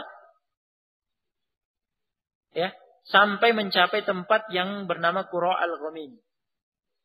Ya. Para sahabat yang ikut bersamanya, pasukan semuanya ya berpuasa. Ikut berpuasa. Kemudian dilaporkan kepada Nabi alaihi salatu wassalam, faqila lahu innan nasa qad syaqqa alaihim as-siyam wa innama yanzuruna fima fa'alt. Dilaporkan sesungguhnya orang-orang telah merasa berat untuk melanjutkan puasa. Mereka semata-mata menunggu apa yang akan engkau lakukan. Mendengar laporan itu Nabi alaihi wasallam thumma da'a biqadahin min ma'in. Kemudian beliau meminta sewadah air, yani segelas air. Farafa'ahu, lalu mengangkatnya hatta nadhara an-nasu ilaih, hingga orang-orang melihatnya. Thumma syariba, lalu beliau meminumnya. Membatalkan, menunjukkan di hadapan ya sahabat pasukan, di hadapan umum berbuka. Agar para sahabat juga ikut berbuka maksudnya. Faqila lahu ba'da dzalik. Setelah itu diberitakan, dilaporkan kepada Nabi sallallahu alaihi wasallam, inna ba'dhan nas qad sham. Sesungguhnya sebagian orang tetap berpuasa. Ada yang tetap mempertahankan puasanya, memaksa diri untuk tetap bertahan. Ya. Apa kata Nabi sallallahu alaihi wasallam mendengar laporan itu?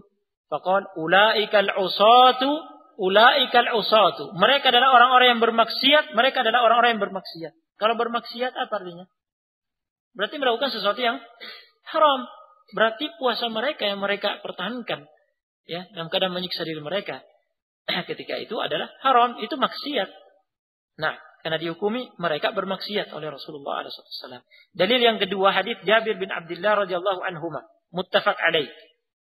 Ya, yang menceritakan Rasulullah SAW pernah dalam satu safar, ya, fara'a rajulan alaihi zihamun qad dhullila alaih. Nabi SAW dalam safarnya itu melihat seseorang dikerumuni orang banyak dalam keadaan dinaungkan di bawah pohon dari panas matahari. Jadi orang ini ya rupanya sudah terjatuh dalam safar, bertahan berpuasa menyiksa dirinya, ya, jatuh dikerumuni orang banyak, kemudian dinaungkan ke bawah pohon, ya, disingkirkan dari jalan, dinaungkan di bawah pohon agar menaun dari panas matahari. Melihat kerumunan itu, Nabi alaihi salatu wasallam bertanya, "Ma hadza? Ada apa ini?" Ya, para sahabat menjawab, "Shaim." Ya, orang ini berpuasa. Nabi alaihi salatu wasallam bersabda, ya, "Laisa minal birri as-siyamu fis safar." Bukan merupakan kebaikan berpuasa dalam safar. Artinya, bukan kebaikan berpuasa dalam safar untuk orang yang kondisinya seperti ini. Bukan na'am musafir secara mutlak, karena Nabi sallallahu alaihi wasallam sendiri berpuasa dalam safarnya. Maksudnya bukan kebaikan berpuasa dalam safar untuk orang yang kondisinya seperti ini, sudah menyiksa diri. Ya. Ini menunjukkan ya, haram. Iya. Kalau kita sudah mengetahui bahwa haram, ini kondisi yang terakhir ini ya, apakah puasanya sah atau tidak? Ya, apakah puasanya sah atau tidak? Di sini ya mungkin kita bisa menyepakati pendapat Al-Dhahiriyah seperti Ibn Hazm dan yang lainnya bahwa puasa musafir itu tidak sah pada kondisi tersebut, karena dia melakukan sesuatu yang haram. Ya. Wallahu a'lam. Adapun pendapat Al-Dhahiriyah mengatakan musafir yang berpuasa pada kondisi apapun yang mutlak tidak sah, ini jelas salah. Nah, karena Nabi SAW berpuasa, sebagian sahabatnya berpuasa dalam safar, ya, dan mengizinkan Hamzah bin Amr al-Aslami terserah jika memang kuat. Nah, kecuali kalau memaksakan diri, menyiksa diri, bahkan ya sampai memudaratkan seperti yang telah kita dengar pada dua hadis ya barusan. Nah, pada kondisi itu haram berpuasa, dan jika berpuasa kuat di sini untuk dikatakan tidak sah puasanya karena melakukan sesuatu yang haram. Wallahu a'lam.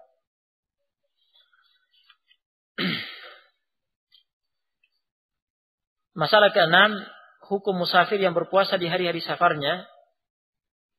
Lalu suatu ketika di siang hari dalam rangkaian safarnya ia berkeinginan membatalkan puasa yang telah diniatkannya. Maksudnya seseorang dalam safar, dalam perjalanan berhari-hari ya.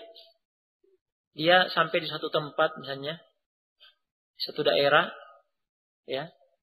Dia di situ sudah ada, statusnya sudah musafir. Nah, dalam safarnya itu dia berniat berpuasa hari itu. Ya, dia merasakan dirinya kuat misalnya ya, pada kondisi yang pertama tadi. Terasa kuat baginya, dia memilih berpuasa dalam safarnya. Namun di siang hari dia ingin membatalkan. Boleh tidak?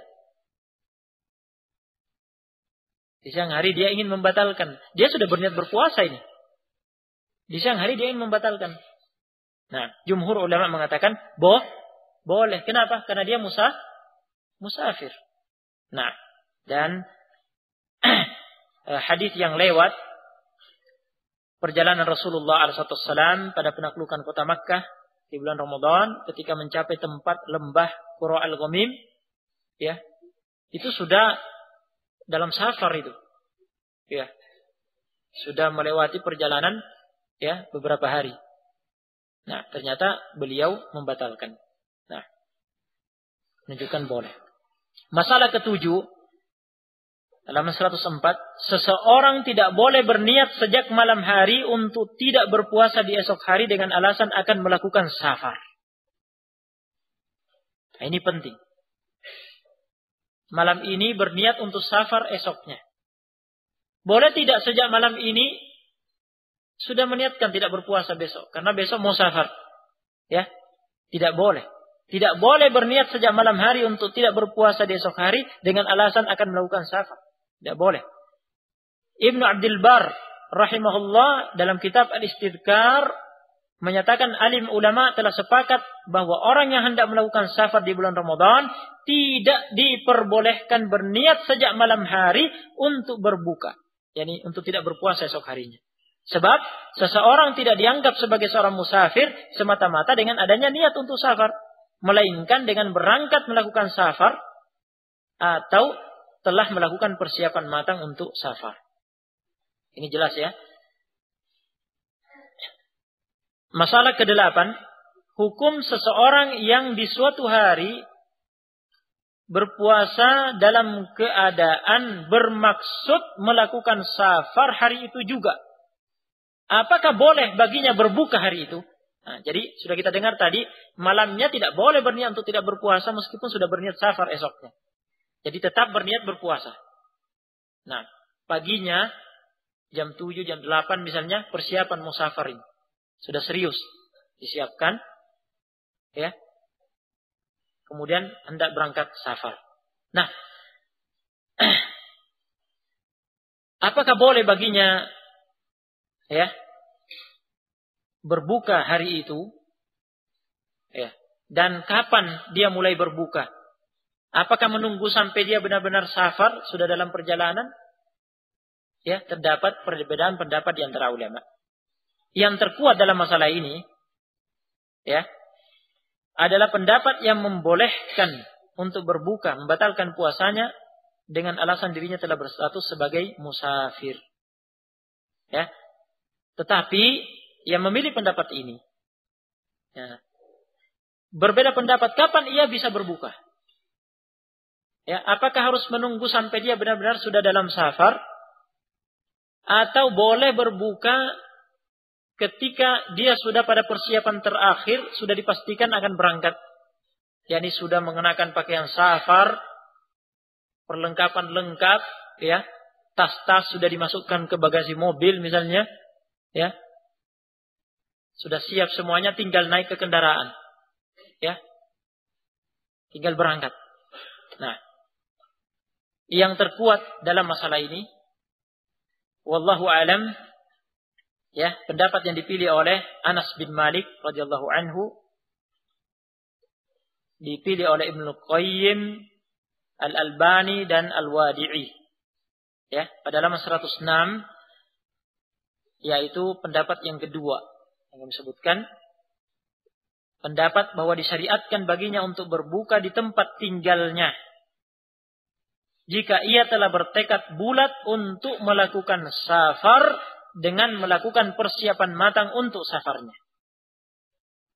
Ya, karena tujuannya adalah untuk mendukung fisiknya dalam safar yang akan ditempuhnya. Nah, jadi dia berbuka sebelum berangkat. Kalau memang persiapannya sudah matang, ya, sudah pada persiapan terakhir. Seperti digambarkan tadi, tas-tas sudah disiapkan, ya, sudah dimasukkan ke bagasi mobil misalnya, ya, sopir sudah siap, pakaian safar juga sudah siap, tinggal naik terus berangkat. Nah, disyariatkan sebelum berangkat buka dulu. Ya, buka dulu kemudian berangkat.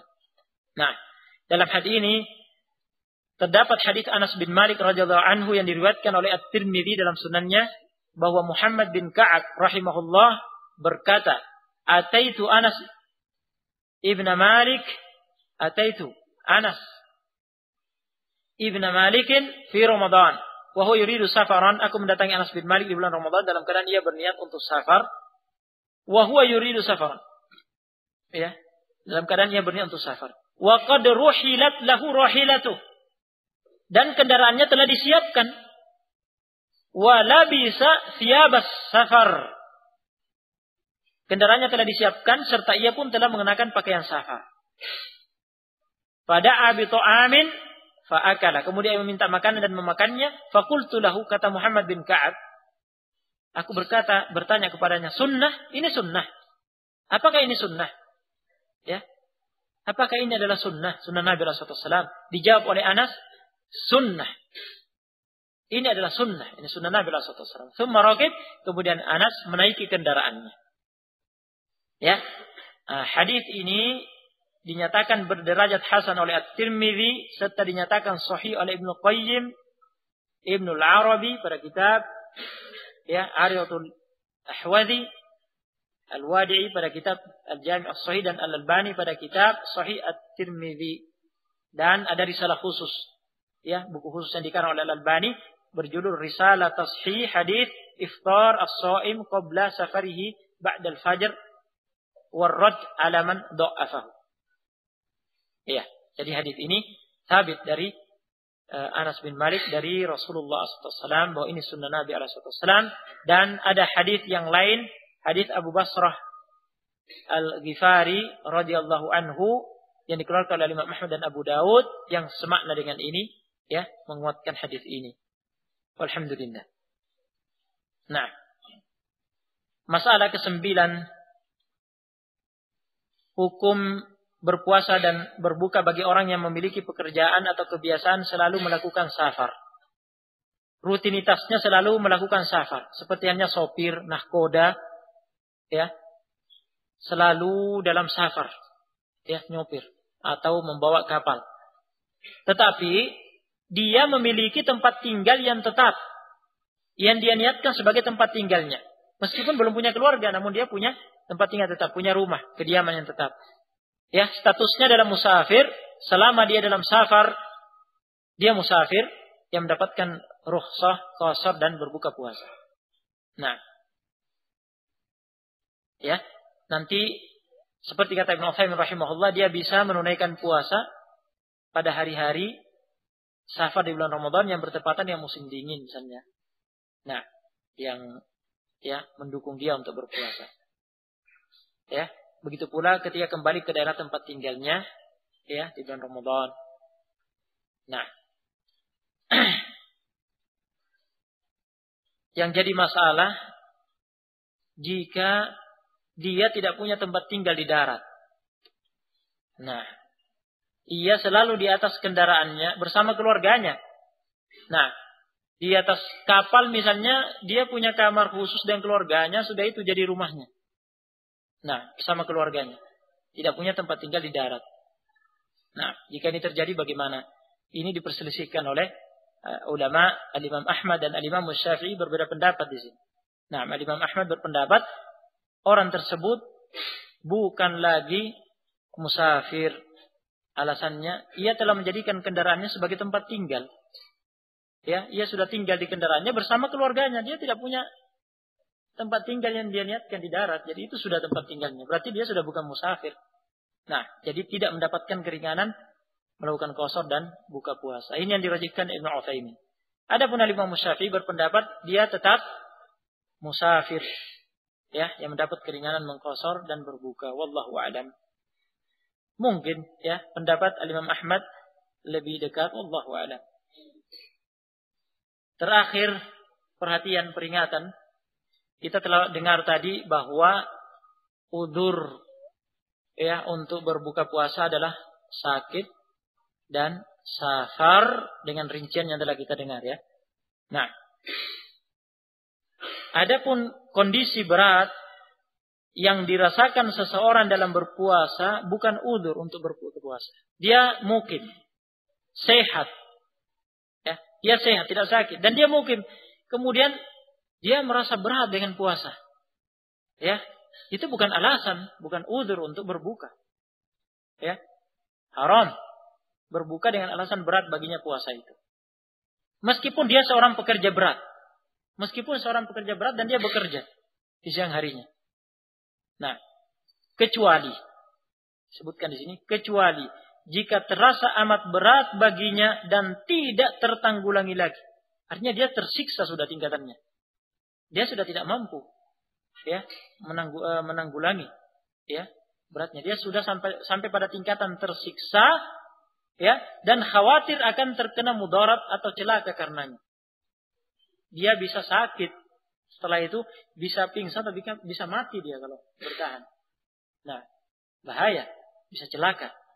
Nah, pada kondisi ini diperbolehkan berbuka.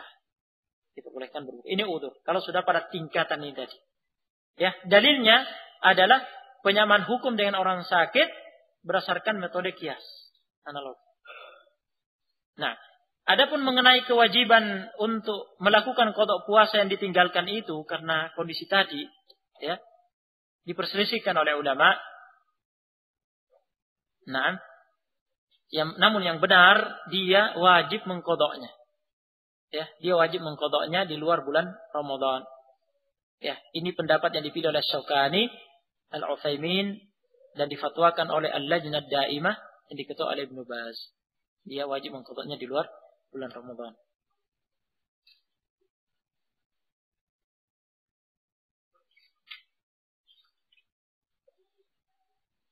Nah, bab yang ke-6, ketentuan puasa bagi wanita dalam kondisi-kondisi khusus. Al-Imam As-Sa'di rahimahullah berkata, "Wal haid wan nufasa'u yahrumu 'alaihima as-siyam wa 'alaihima al-qada'. Wal hamil wal murdi'u idza khafata 'ala waladayhima aftarata wa qadayata wa ad'amata 'an kulli yawmin miskina." Wanita haid dan wanita nifas diharamkan berpuasa dan berkewajiban melakukan qada puasa. Adapun wanita hamil dan wanita menyusui, jika keduanya mengkhawatirkan keadaan janin dan bayinya, diperbolehkan berbuka, yani tidak berpuasa, serta berkewajiban melakukan qada puasa dan memberi makanan fidyah kepada seorang fakir miskin untuk setiap puasa yang ditinggalkannya. Ya. Keterangannya dalam syarah. Pertama, ketentuan puasa bagi wanita haid dan wanita nifas ini sudah maklum. Wanita yang sedang haid atau nifas diharamkan berpuasa. Ya, itu penghalang yang telah diterangkan di awal. Jika tetap berpuasa dalam kondisi haid atau nifas berdosa. Dan puasanya juga tidak sah. Nah, jadi wajib berbuka dan melakukan qada puasa yang ditinggalkan di luar bulan Ramadan, dan ini ijma' ulama. Nah, dalil-dalilnya juga jelas. Sabda Rasulullah alaihi salatu wassalam dalam hadis Abi Sa'id Al-Khudri ketika menerangkan kekurangan akal dan agama kaum wanita. Kekurangan agamanya adalah alaysa idza hadat lam tusalli wa lam tasum. Bukankah jika wanita itu sedang haid, sama dengan haid nifas, dia tidak sholat dan tidak berpuasa. Nah, hadis ini muttafaq alaih. Juga hadis Aisyah radhiyallahu anha muttafaq alaih yang menceritakan kunna nahidu ala ahdi Rasulillah sallallahu alaihi wasallam thumma nathhur. Kami pernah mengalami haid di masa hidup Rasulullah sallallahu alaihi wasallam, lalu kami kembali suci. Fa ya'muruna bi qada'is shiyam wa la ya'muruna bi qada'is shalah. Beliau memerintahkan kami untuk melakukan qada puasa dan tidak memerintahkan kami untuk melakukan qada salat. Nah, berikutnya ketentuan puasa bagi wanita hamil dan menyusui. Ini membutuhkan rincian. Nah, wanita hamil dan menyusui diperbolehkan berbuka, tidak berpuasa, jika mengkhawatirkan keadaan dirinya atau mengkhawatirkan janinnya, bayinya, atau keduanya. Mengkhawatirkan dirinya dan juga mengkhawatirkan janinnya atau bayinya. Artinya, ia khawatir termudaratkan karena berpuasa berdasarkan qarinah. Berdasarkan indikasi. Ada indikasi, ada qarinah yang menunjukkan hal itu. Sehingga dia khawatir. Nah, tanpa kekhawatiran ini tidak boleh bagi seorang yang hamil atau menyusui beralasan untuk berbuka. Baik. Jika kita sudah mengetahui ini, masalah pertama, ketentuan qada puasa atau membayar fidyah, memberi makan fakir miskin bagi wanita hamil atau menyusui yang berbuka karena kekhawatiran tersebut. Yani, jika wanita hamil atau wanita menyusui pada kondisi tadi, dia khawatir karena ada qarinah atau indikasi dari keadaan dirinya. Wanita hamil bisa melihat indikasi pada dirinya. Begitu pula yang menyusui.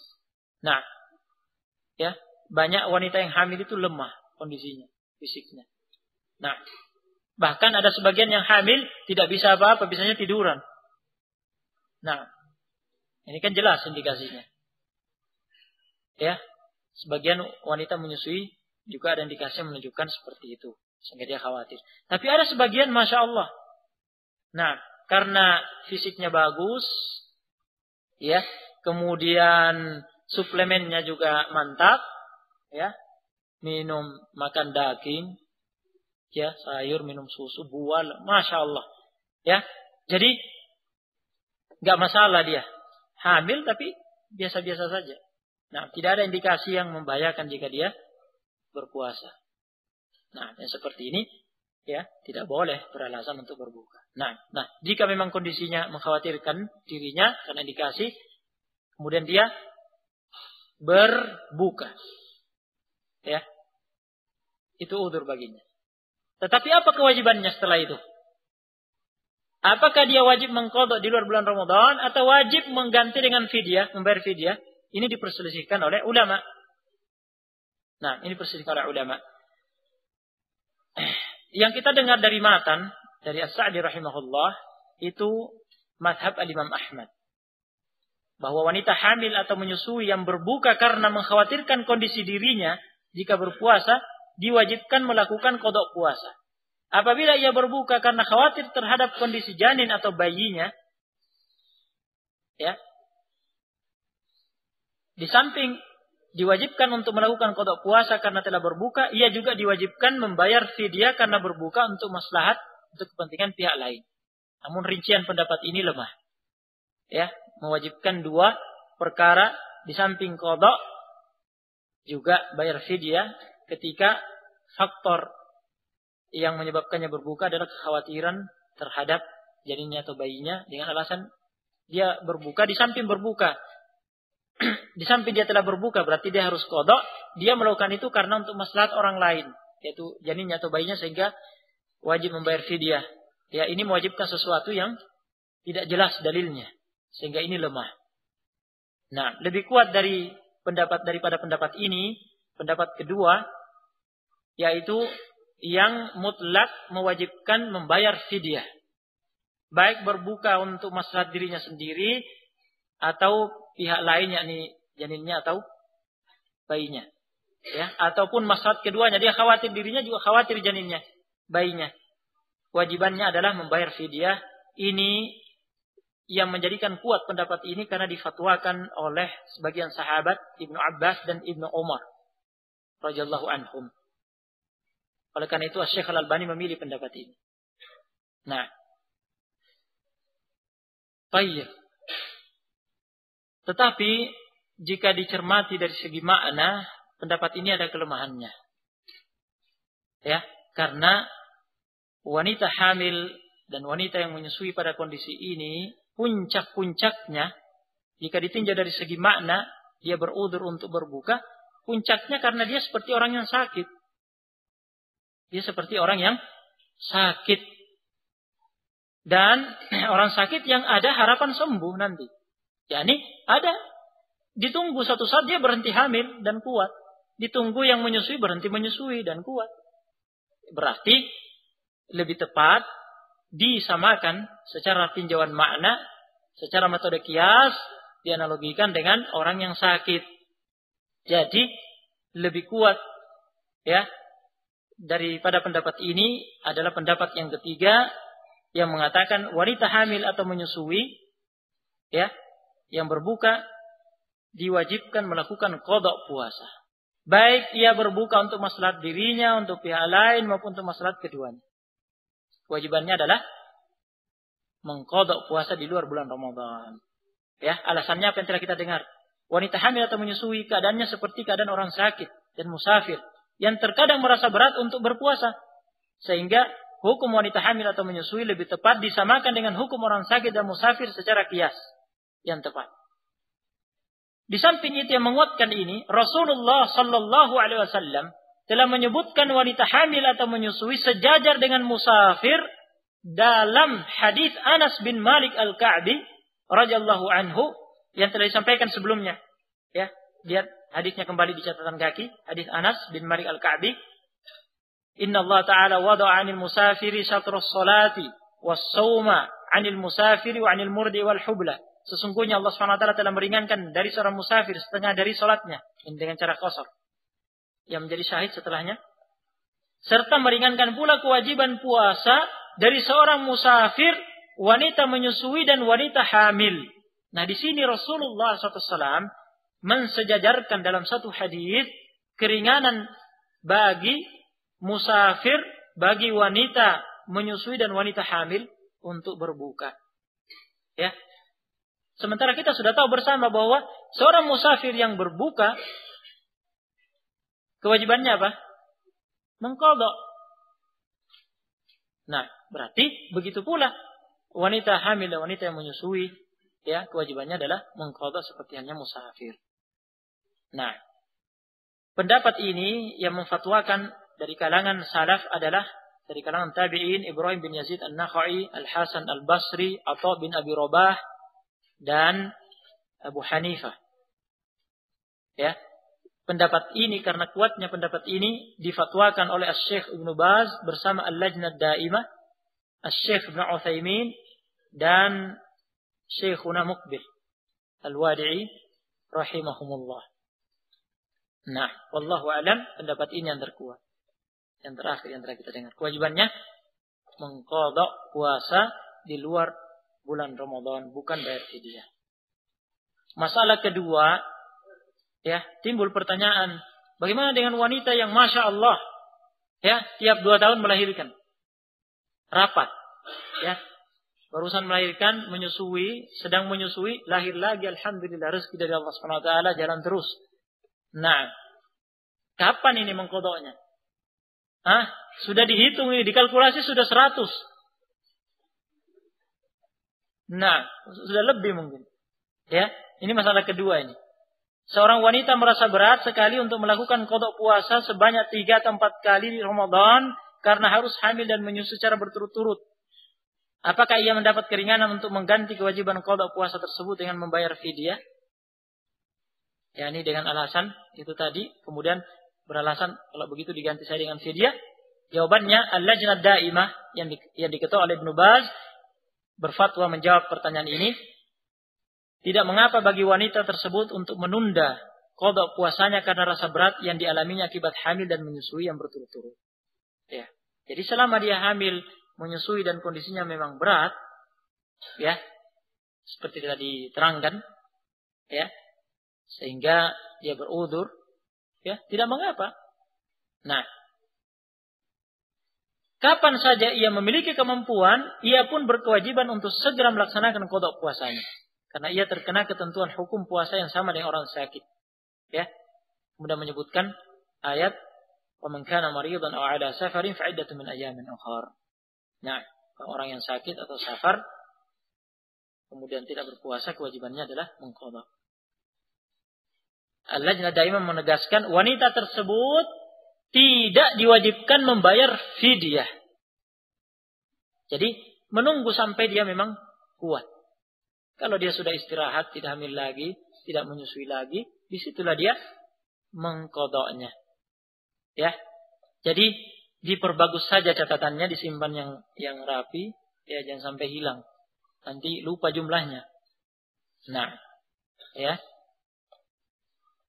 Tayyib. Wallahul musta'an. Masalah terakhir, hukum puasa bagi wanita hamil atau menyusui yang merasa bersemangat dan memiliki kekuatan untuk berpuasa. Tidak merasa berat berpuasa dan tidak ada pengaruh buruk terhadap janin atau bayinya. Pada kondisi seperti ini, wanita hamil atau menyusui wajib untuk berpuasa karena tidak ada udzur, tidak ada alasan baginya untuk meninggalkan puasa.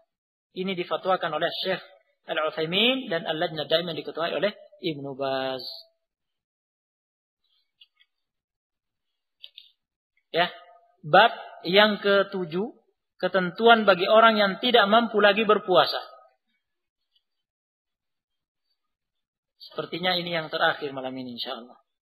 Nah, ketentuan bagi orang yang tidak mampu lagi berpuasa. Al-Imam As-Sa'di rahimahullah berkata, wal ajizu 'anis shaumi likibarin aw maradin la yurja bur'uhu yut'imu an kulli yaumin miskina. Seorang yang tidak mampu lagi berpuasa karena lanjut usia atau karena penyakit yang tidak ada harapan sembuh, berkewajiban memberi makan seorang fakir miskin untuk setiap hari puasa yang ditinggalkannya. Ya, jadi hukum orang yang tidak mampu lagi berpuasa. Orang yang tidak mampu lagi berpuasa ada 2 golongan. Ya, yang pertama orang tua lanjut usia yang tidak mampu sama sekali. Ingat kembali di awal, ya, pembahasan lanjut usia orang tua yang dimaksud di sini yang belum apa? Belum pikun. Kalau sudah pikun, tidak dibicarakan lagi, bukan mukallaf. Ya. Jadi orang tua lanjut usia yang masih mukallaf, belum pikun. Yang tidak mampu sama sekali berpuasa. Jadi tidak mampu sama sekali berpuasa. Atau merasakan beban yang sangat berat ketika berpuasa. Jadi kalau dia memaksakan diri berpuasa, bisa sampai ke maghrib. Namun dalam keadaan dia tersiksa. Sangat berat, tersiksa dia kalau dipaksakan. Ya, tapi bisa mampu sampai maghrib. Ya, tetapi dalam keadaan tersiksa. Kalau sudah kondisi seperti itu termasuk kategori yang tidak mampu lagi. Ya, menurut pandangan syariat. Karena apa? Kita tahu bersama bahwa tujuan syariat ini bukan untuk apa? Bukan untuk menyiksa. Jadi kalau tingkatannya sudah tersiksa, meskipun mampu kalau dipaksakan, ya, itu sudah tidak mampu menurut syariat. Nah, yang kedua, penderita penyakit yang tidak ada harapan sembuh. Ya, Syekh Ibnu Utsaimin menerangkan bahwa hal ini berdasarkan diagnosis ahli medis yang terpercaya di bidangnya, atau berdasarkan keumuman yang terjadi bahwa penderita penyakit seperti itu biasanya tidak bisa sembuh. Ya. Ketidakmampuan berpuasa pada diri orang sakit yang semacam ini, ya, bisa jadi karena kelemahan fisiknya. Adanya keharusan untuk selalu makan, minum, atau adanya tuntutan untuk selalu mengonsumsi obat. Sehingga ya memang tidak bisa berpuasa karena harus selalu makan, minum, harus selalu konsumsi obat, ya. Fisiknya lemah. Nah, terkait ya ini ada beberapa masalah. Masalah pertama, hukum orang yang tidak mampu lagi berpuasa karena lanjut usia atau karena sakit yang tidak ada harapan sembuh. Dalam masalah ini terjadi perbedaan pendapat di kalangan ulama. Ya, yang benar apa yang telah kita dengar dalam matan disebutkan oleh Sa'di rahimahullah. Ya. Orang tersebut tidak diwajibkan berpuasa tetapi diwajibkan membayar fidyah, memberi makan seorang fakir miskin sebagai ganti setiap hari puasa yang ditinggalkan. Ya. Alasan gugurnya kewajiban qada puasa dari tipe orang yang semacam ini karena tidak ada lagi kemampuan pada dirinya untuk berpuasa. Ya, orang yang sudah lanjut usia, ya tidak mungkin ditunggu dia kembali muda. Nah, penyakit yang tidak harapan sembuh, ya, berdasarkan ijtihad, ya, analisis atau berdasarkan kebiasaan, ya tidak ada harapan. Nah, jadi gugur kewajiban qada puasa. Kewajibannya mengganti dengan fidyah. Ya. Dasarnya adalah riwayat yang benar yang sabit dari Ibnu Abbas radhiyallahu anhuma mengenai firman Allah Subhanahu wa taala, wa 'alal ladzina yutiqunahu fidyatun ta'amu miskin. Bagi orang-orang yang mampu menjalankan puasa terdapat pilihan untuk membayar fidyah berupa memberi makan seorang fakir miskin. Al-Baqarah ayat 184. Nah, setelah kita dengar keterangan makna ayat ini pada awal, pada penjelasan fase-fase disyariatkannya puasa Ramadan, ya. Nah, kalau masuk dalam makna ayat ini, pada fase itu, ketika itu, yang mampu berpuasa memang ada pilihan antara berpuasa atau tidak berpuasa dan diganti dengan fidyah, namun itu kemudian dihapus, ya, hukum itu dengan ayat setelahnya. Kata Ibnu Abbas radhiyallahu anhuma mengenai ayat ini, laisat bimansukhah. Ayat ini tidak dihapus hukumnya. Maksud Ibnu Abbas, hukum yang lain yang terkandung pada ayat ini, bukan hukum yang tadi. Ya. Bukan hukum yang tadi yang kami maksud adalah adanya pilihan bagi orang yang mampu. Yang dimaksud oleh Ibnu Abbas adalah huwa asy-syaikhul kabir wal mar'atul kabirah la yastati'ani ayyasuma fayut'imani makana kulli yawmin miskina. Yang dimaksud adalah pria dan wanita lanjut usia yang tidak mampu lagi untuk berpuasa, hendaklah keduanya memberi makan seorang fakir miskin untuk setiap hari puasa yang ditinggalkan. Hadis ini riwayat Al-Bukhari. Ya. Ada riwayat lain dari Ibnu Abbas yang kami sebutkan di sini, ya, yang semakna dengan ini. Ya. Naam. Yang menerangkan bahwa kandungan makna ayat ini yang ada pilihan bagi orang yang mampu berpuasa antara berpuasa atau tidak berpuasa dengan diganti fidyah, itu hukum itu apa? Mansuh, terhapus dengan ayat faman syahida minkum syahra falyasumhu. Ya, barang siapa menyaksikan, yani mungkin, ya, ketika datangnya bulan Ramadan wajib berpuasa. Tidak lagi pilihan itu. Tetapi hukum yang lainnya itu sabata li syekh al-kabir wal ajuz al-kabirah. Hukum itu tetap berlaku bagi orang tua lanjut usia, ya, laki-laki atau perempuan, jika idza kana la yutiqani shaum, jika tidak mampu lagi berpuasa, ya. Wajibannya mengganti dengan fidyah. Nah, ini dalil mengenai orang tua yang lanjut usia yang sudah tidak mampu berpuasa, ya, dan belum pikun. Jelas. Bagaimana dengan orang yang sakit, sakitnya tidak ada harapan sembuh? Nah, dalilnya apa? Di sini pada paragraf yang terakhir halaman 121, jika telah jelas bahwa hukum yang berlaku bagi orang lanjut usia yang tidak mampu lagi berpuasa atau sudah sangat diberatkan oleh puasa, ya, jelas pula hukum yang sama bagi orang sakit yang tidak ada harapan sembuh karena kesamaan makna yang ada pada keduanya. Jadi dari sisi makna sama-sama tidak mampu lagi berpuasa karena ini tidak diharapkan sembuh, ya. Ini berdasarkan analisis, ya, berdasarkan ijtihad atau berdasarkan kebiasaan yang berlaku. Nah, jadi disamakan hukumnya dengan orang tua yang lanjut usia yang sudah tidak mampu berpuasa. Ini difatwakan oleh Al-Lajnah Daimah yang diketuai oleh Ibnu Baz. Juga fatwa Al-Albani, Al-Utsaimin dan Al-Wadi'i rahimahumullah jami'an. Ya, masalah kedua, hukum orang sakit yang tidak ada harapan sembuh yang telah membayar fidyah sebagai ganti puasanya lantas sembuh di kemudian hari. Jika ada orang sakit kemudian divonis oleh pakar medis yang ahli di bidangnya dan terpercaya, ya, didiagnosis, ya, kemudian divonis, pakar medis ini berijtihad sesuai dengan ilmunya, ini tidak ada harapan sembuh penyakitnya. Nah, namanya juga hasil ijtihad, ya, yang tidak bisa dipastikan itu sebenarnya. Sebenarnya tidak bisa dipastikan. Yang Maha tahu adalah Allah Subhanahu wa taala. Ya, apa yang akan terjadi ke depannya tentunya Allah yang Maha tahu.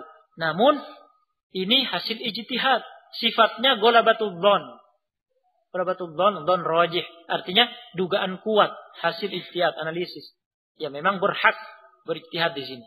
Yani pakar medis. Ya.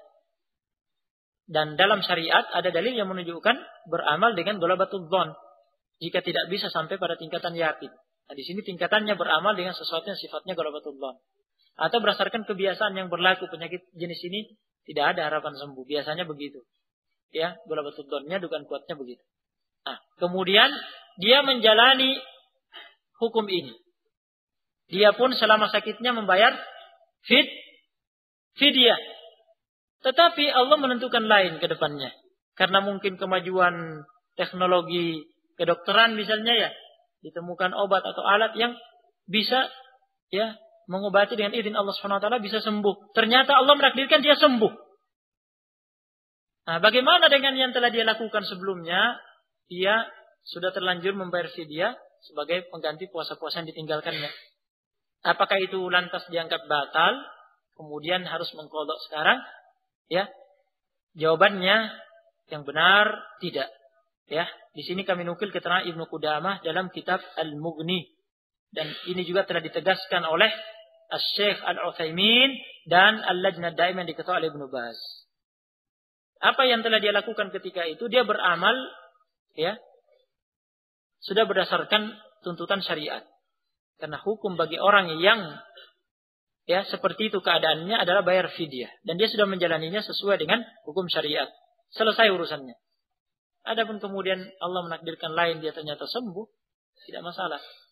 Nah, yang lewat dia sudah menjalani sesuai dengan hukum syariat yang ada. Nah, alhamdulillah. Ketentuan fidyah. Kita sudah mengetahui tadi, ya, bahwa kewajibannya dalam bayar fidyah. Berarti pembahasan sekarang adalah ketentuan fidyah, ya, yang akan mengakhiri pembahasan kita insyaallah. Fidyah yang diberikan kepada seorang fakir miskin, ya, kami beri catatan kaki di sini, fakir miskin yang berhak diberi fidyah ini, karena ini hukumnya wajib, ya, tidak boleh non muslim, ya, tidak boleh diberikan kepada non muslim. Jadi yang sifatnya wajib itu tidak boleh diberikan kepada non muslim. Nah, fidyah tersebut adalah setiap jenis makanan yang biasa diberikan seseorang kepada keluarganya di antara makanan-makanan pokok negeri setempat. Di negeri kita, ya, di tempat kita makanan pokok adalah beras. Jadi ini yang dibayarkan sebagai fidyah. Nah, Allah Subhanahu wa taala memerintahkan memberi makan secara mutlak tanpa membatasi dengan jenis makanan tertentu. Dalam ayat, wa 'alal ladzina yutiqunahu fidyatun ta'amu miskin. Fidyatun ta'amu miskin. Fidyah memberi makan fakir miskin, dimutlakkan. memberi makan fakir miskin. Tidak dibatasi makanan apa. Yang jelas itu adalah makanan. Makanan yang dimaksud di sini makanan pokok yang memang mengenyangkan. Ya, yang mengenyangkan. Nah, jadi kalau di negeri kita beras. Ya.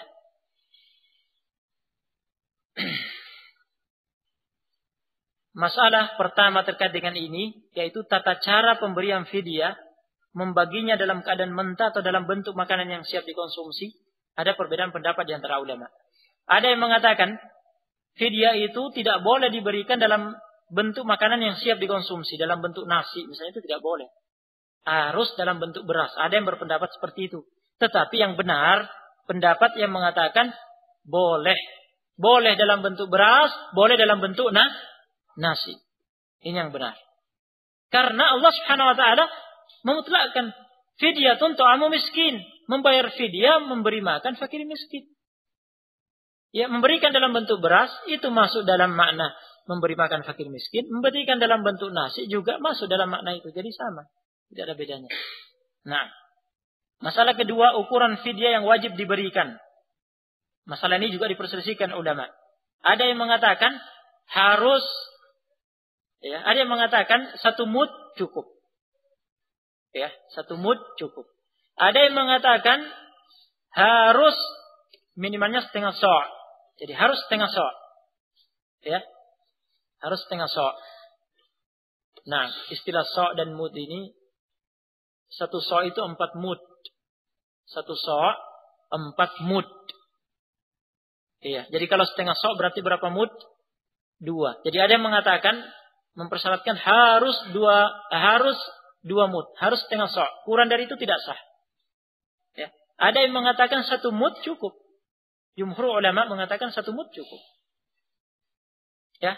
Ada pula yang berpendapat tidak ada ketentuan. Ini pada halaman 126. Ada pula yang berpendapat tidak ada ketentuan kadar tertentu dalam pembayaran fidyah. Ya. Dengan dalil bahwa Allah SWT merintahkan pembayaran fidyah secara mutlak tanpa membatasinya dengan kadar tertentu. Jadi sah dengan kadar yang dianggap cukup dalam pemberian makanan menurut tuntutan kebiasaan masyarakat.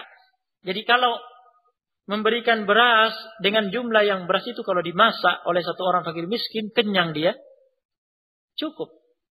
Jika dihidangkan dalam bentuk sudah jadi nasi, nasi itu diberikan kepada seorang fakir miskin, dia makan nasi itu, kenyang, 1 kali makan, berarti cukup. Berarti kalau diberikan 1 mud, sudah sangat cukup itu. Ya. Nah, pendapat yang terakhir ini yang dirujukkan oleh Ibnu Utsaimin. Nah, 1 mud itu berapa? Ya. Menurut Al-Lajnah Daimah, 1 sa' itu 3 kilogram beras, gandum, dan yang lainnya. 3 kilogram gandum atau beras dan yang lainnya. Ya. Itu menurut Al-Lajnah Daimah. Ini ketahui oleh Ibnu Baz. Berarti kalau 1 mud 3/4 kilo. 3/4 kilo beras sudah cukup. Kalau menurut Ibnu Utsaimin rahimahullah, kalau beras 1 mud itu 2 kilo 100 gram. Ya, ini sifatnya pendekatan sebenarnya. Karena asalnya ya sa' itu adalah takaran. Ya, takaran. Namun tidak semua dari kita, apalagi negeri-negeri yang jauh dari Madinah, ya, tidak memiliki sa' takarannya Nabi SAW. Jadi ulama membantu kaum muslimin untuk memudahkan mereka, dibuat pendekatan, dialihkan ke berat, ke bobot. Dan ini terjadi perbedaan ijtihad di sini karena ada perbedaan berat jenis beras atau gandum yang ditimbang ketika itu. Menurut Al-Lajnah Daimah, ya mereka mengatakan 3 kilogram. Menurut Ibnu Utsaimin, kalau gandum 2 kilo 40 gram. Kalau beras 2 kilo 100 gram. Ya, anggaplah sekarang kita mengikuti misalnya Lajnah Daimah. 3 kilo misalnya. Berarti kalau kita mengeluarkan fidyah, 1 mud kita dengar tadi sudah sangat cukup ya. Berarti kalau kita mengeluarkan beras, pengganti 1 puasa, pada seorang fakir miskin berapa? 3/4 kilo. Nah, Ya, itu sudah sangat cukup.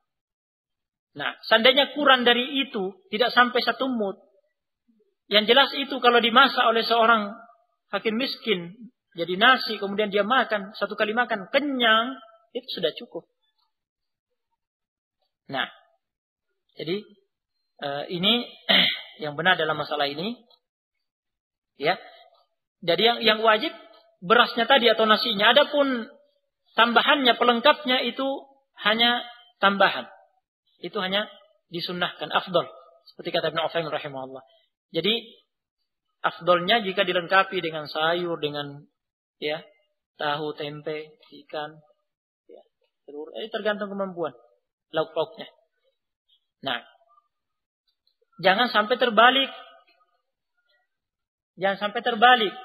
Diberi sayur, tahu, tempe, telur, nasinya sedikit. Gak kenyang.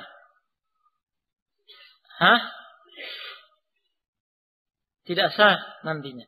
Karena sudah kita dengar, yang wajib adalah makanan pokok, beras atau nasi. Ya, yang mengenyangkan. Adapun selebihnya, itu hanya pelengkap. Itu jika tidak diberikan tidak apa-apa. Nah, yang penting berasnya atau nasinya tadi. Ya, ini diperhatikan. Nah, ya, Anas bin Malik radhiyallahu anhu dikeluarkan oleh Al-Bukhari secara muallaq, ya, dan juga dikeluarkan oleh Ad-Daruqutni dengan sanad yang bersambung, nyatakan sahih oleh Al-Albani.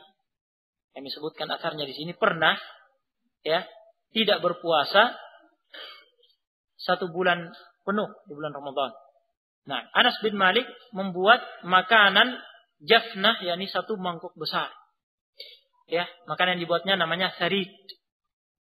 Ya, yaitu roti yang diremuk dan dimasak bersama daging. Ini termasuk makanan yang lezat. Roti yang diremuk dan dimasak dengan daging. Kemudian Anas bin Malik mengundang sekaligus 30 orang fakir miskin hingga ia mengenyangkan mereka. Yakni di akhir Ramadan. Di akhir Ramadan dikumpulkan sekaligus 30 hari, kemudian diundang sekaligus 30 fakir miskin. Ini menunjukkan boleh. Yang tidak boleh kalau dimajukan. Jadi baru hari ke-2 misalnya sudah membayarkan fidyah untuk pengganti hari ke-5, hari setelahnya, itu tidak boleh dimajukan. Nah, kalau diakhirkan boleh. Baik. Masalah ketiga, halaman 128, fidyah yang dibayarkan dengan uang, bukan dengan makanan. Ya, tidak sah. Ya, ini difatwakan oleh Syekh Ibnu Utsaimin dan Al-Lajnah Daimah yang diketahui Ibnu Baz. Karena yang diperintahkan dalam ayat adalah fidyatun tu'amu miskin, bayar fidyah makanan bagi fakir miskin. Kalau uang bukan makanan. Yang diperintahkan adalah makanan. Kalau mengeluarkan uang, memberi uang ke fakir miskinnya bukan memberi makanan, memberi uang namanya. Dia tidak masuk dalam ayat. Jadi tidak boleh sampai ke tangan fakir miskin dalam bentuk uang. Adapun kalau seseorang mengeluarkan uang dari kantongnya, minta tolong seseorang, pembantunya atau wakilnya, untuk mencarikan nasi, untuk fidyah, kemudian sampai ke tangan fakir miskin dalam bentuk makanan, itu sah. Difahami ya? Nah, jadi boleh jadi bukan dari beras yang di rumahnya ya, tapi uang yang dia berikan ke seseorang. Tolong berikan beras untuk fidyah. Nah, sampai ke tangan fakir miskin dalam bentuk beras atau nasi. Ini sah. Jadi yang tidak boleh kalau sampai ke tangan fakir miskin dalam bentuk uang. Karena itu namanya memberi uang, bukan memberi makanan. Fidyah. Masalah terakhir, bolehkah memberikan seluruh fidyah itu kepada 1 orang fakir miskin saja? Atau harus diberikan kepada sejumlah fakir miskin sesuai dengan jumlah puasa yang ditinggalkan? Ya. Misalnya fidyah yang harus dia bayarkan 5. Ya, 5 puasa yang ditinggalkan misalnya. Ya. Bolehkah 5 fidyah ini dia tumpuk ke 1 orang fakir miskin? Atau 5 fidyah ini harus disebar ke 5 orang? Ya, ini permasalahannya. Ini diperselisihkan ulama. Ya, ada yang mengatakan boleh dan sah. Ini boleh ditumpuk ke 1 orang fakir miskin. Ini madhab Asy-Syafi'i, difatwakan oleh Al-Lajnah Daimah diketahui Ibnu Baz. wallahu a'lam, kami berpendapat ini yang lebih kuat. Boleh ditumpuk ke satu orang fakir miskin untuk fidyah ini. Kenapa? Alasannya Allah Subhanahu wa taala memutlakkan perintahnya mengatakan fidyatun ta'amu miskin. Bayar fidyah kepada fakir miskin, mutlak. Allah tidak menentukan, tidak membatasi jumlah fakir miskin harus diberi. Yang penting memberi makan fakir miskin. Meskipun ditumpuk ke satu orang. Nah, ya, beda halnya dengan pembayaran kafarat yang akan kita pelajari nanti, ya. Yaitu it'am sitina miskina, itu dibatasi oleh Allah Subhanahu wa taala dalam hadis, memberi makan 60 fakir miskin. Nah, ini dibatasi jumlahnya. Jadi harus 60, tidak boleh ditumpuk ke satu orang atau ke 30 orang, harus 60 fakir miskin. Adapun ini fidyah untuk orang miskin mutlak, tidak dibatasi. Jadi meskipun ditumpuk ke satu orang boleh. Wallahu a'lam. Dengan demikian kita berhasil menyelesaikan bab ini. Tersisa ya beberapa bab, insyaallah biidznillah taala kita akan selesaikan ya esok hari insyaallah sampai batas waktu yang ditentukan oleh panitia. Nah, kalau ada yang mau disampaikan, tutup ini. Nah, dengan demikian karena waktu berakhir ya, dicukupkan sampai di sini. Tafadhalu wa jazakumullahu khairan. Subhanallah bihamdika la ilaha illa anta astaghfiruka wa atubu ilaik.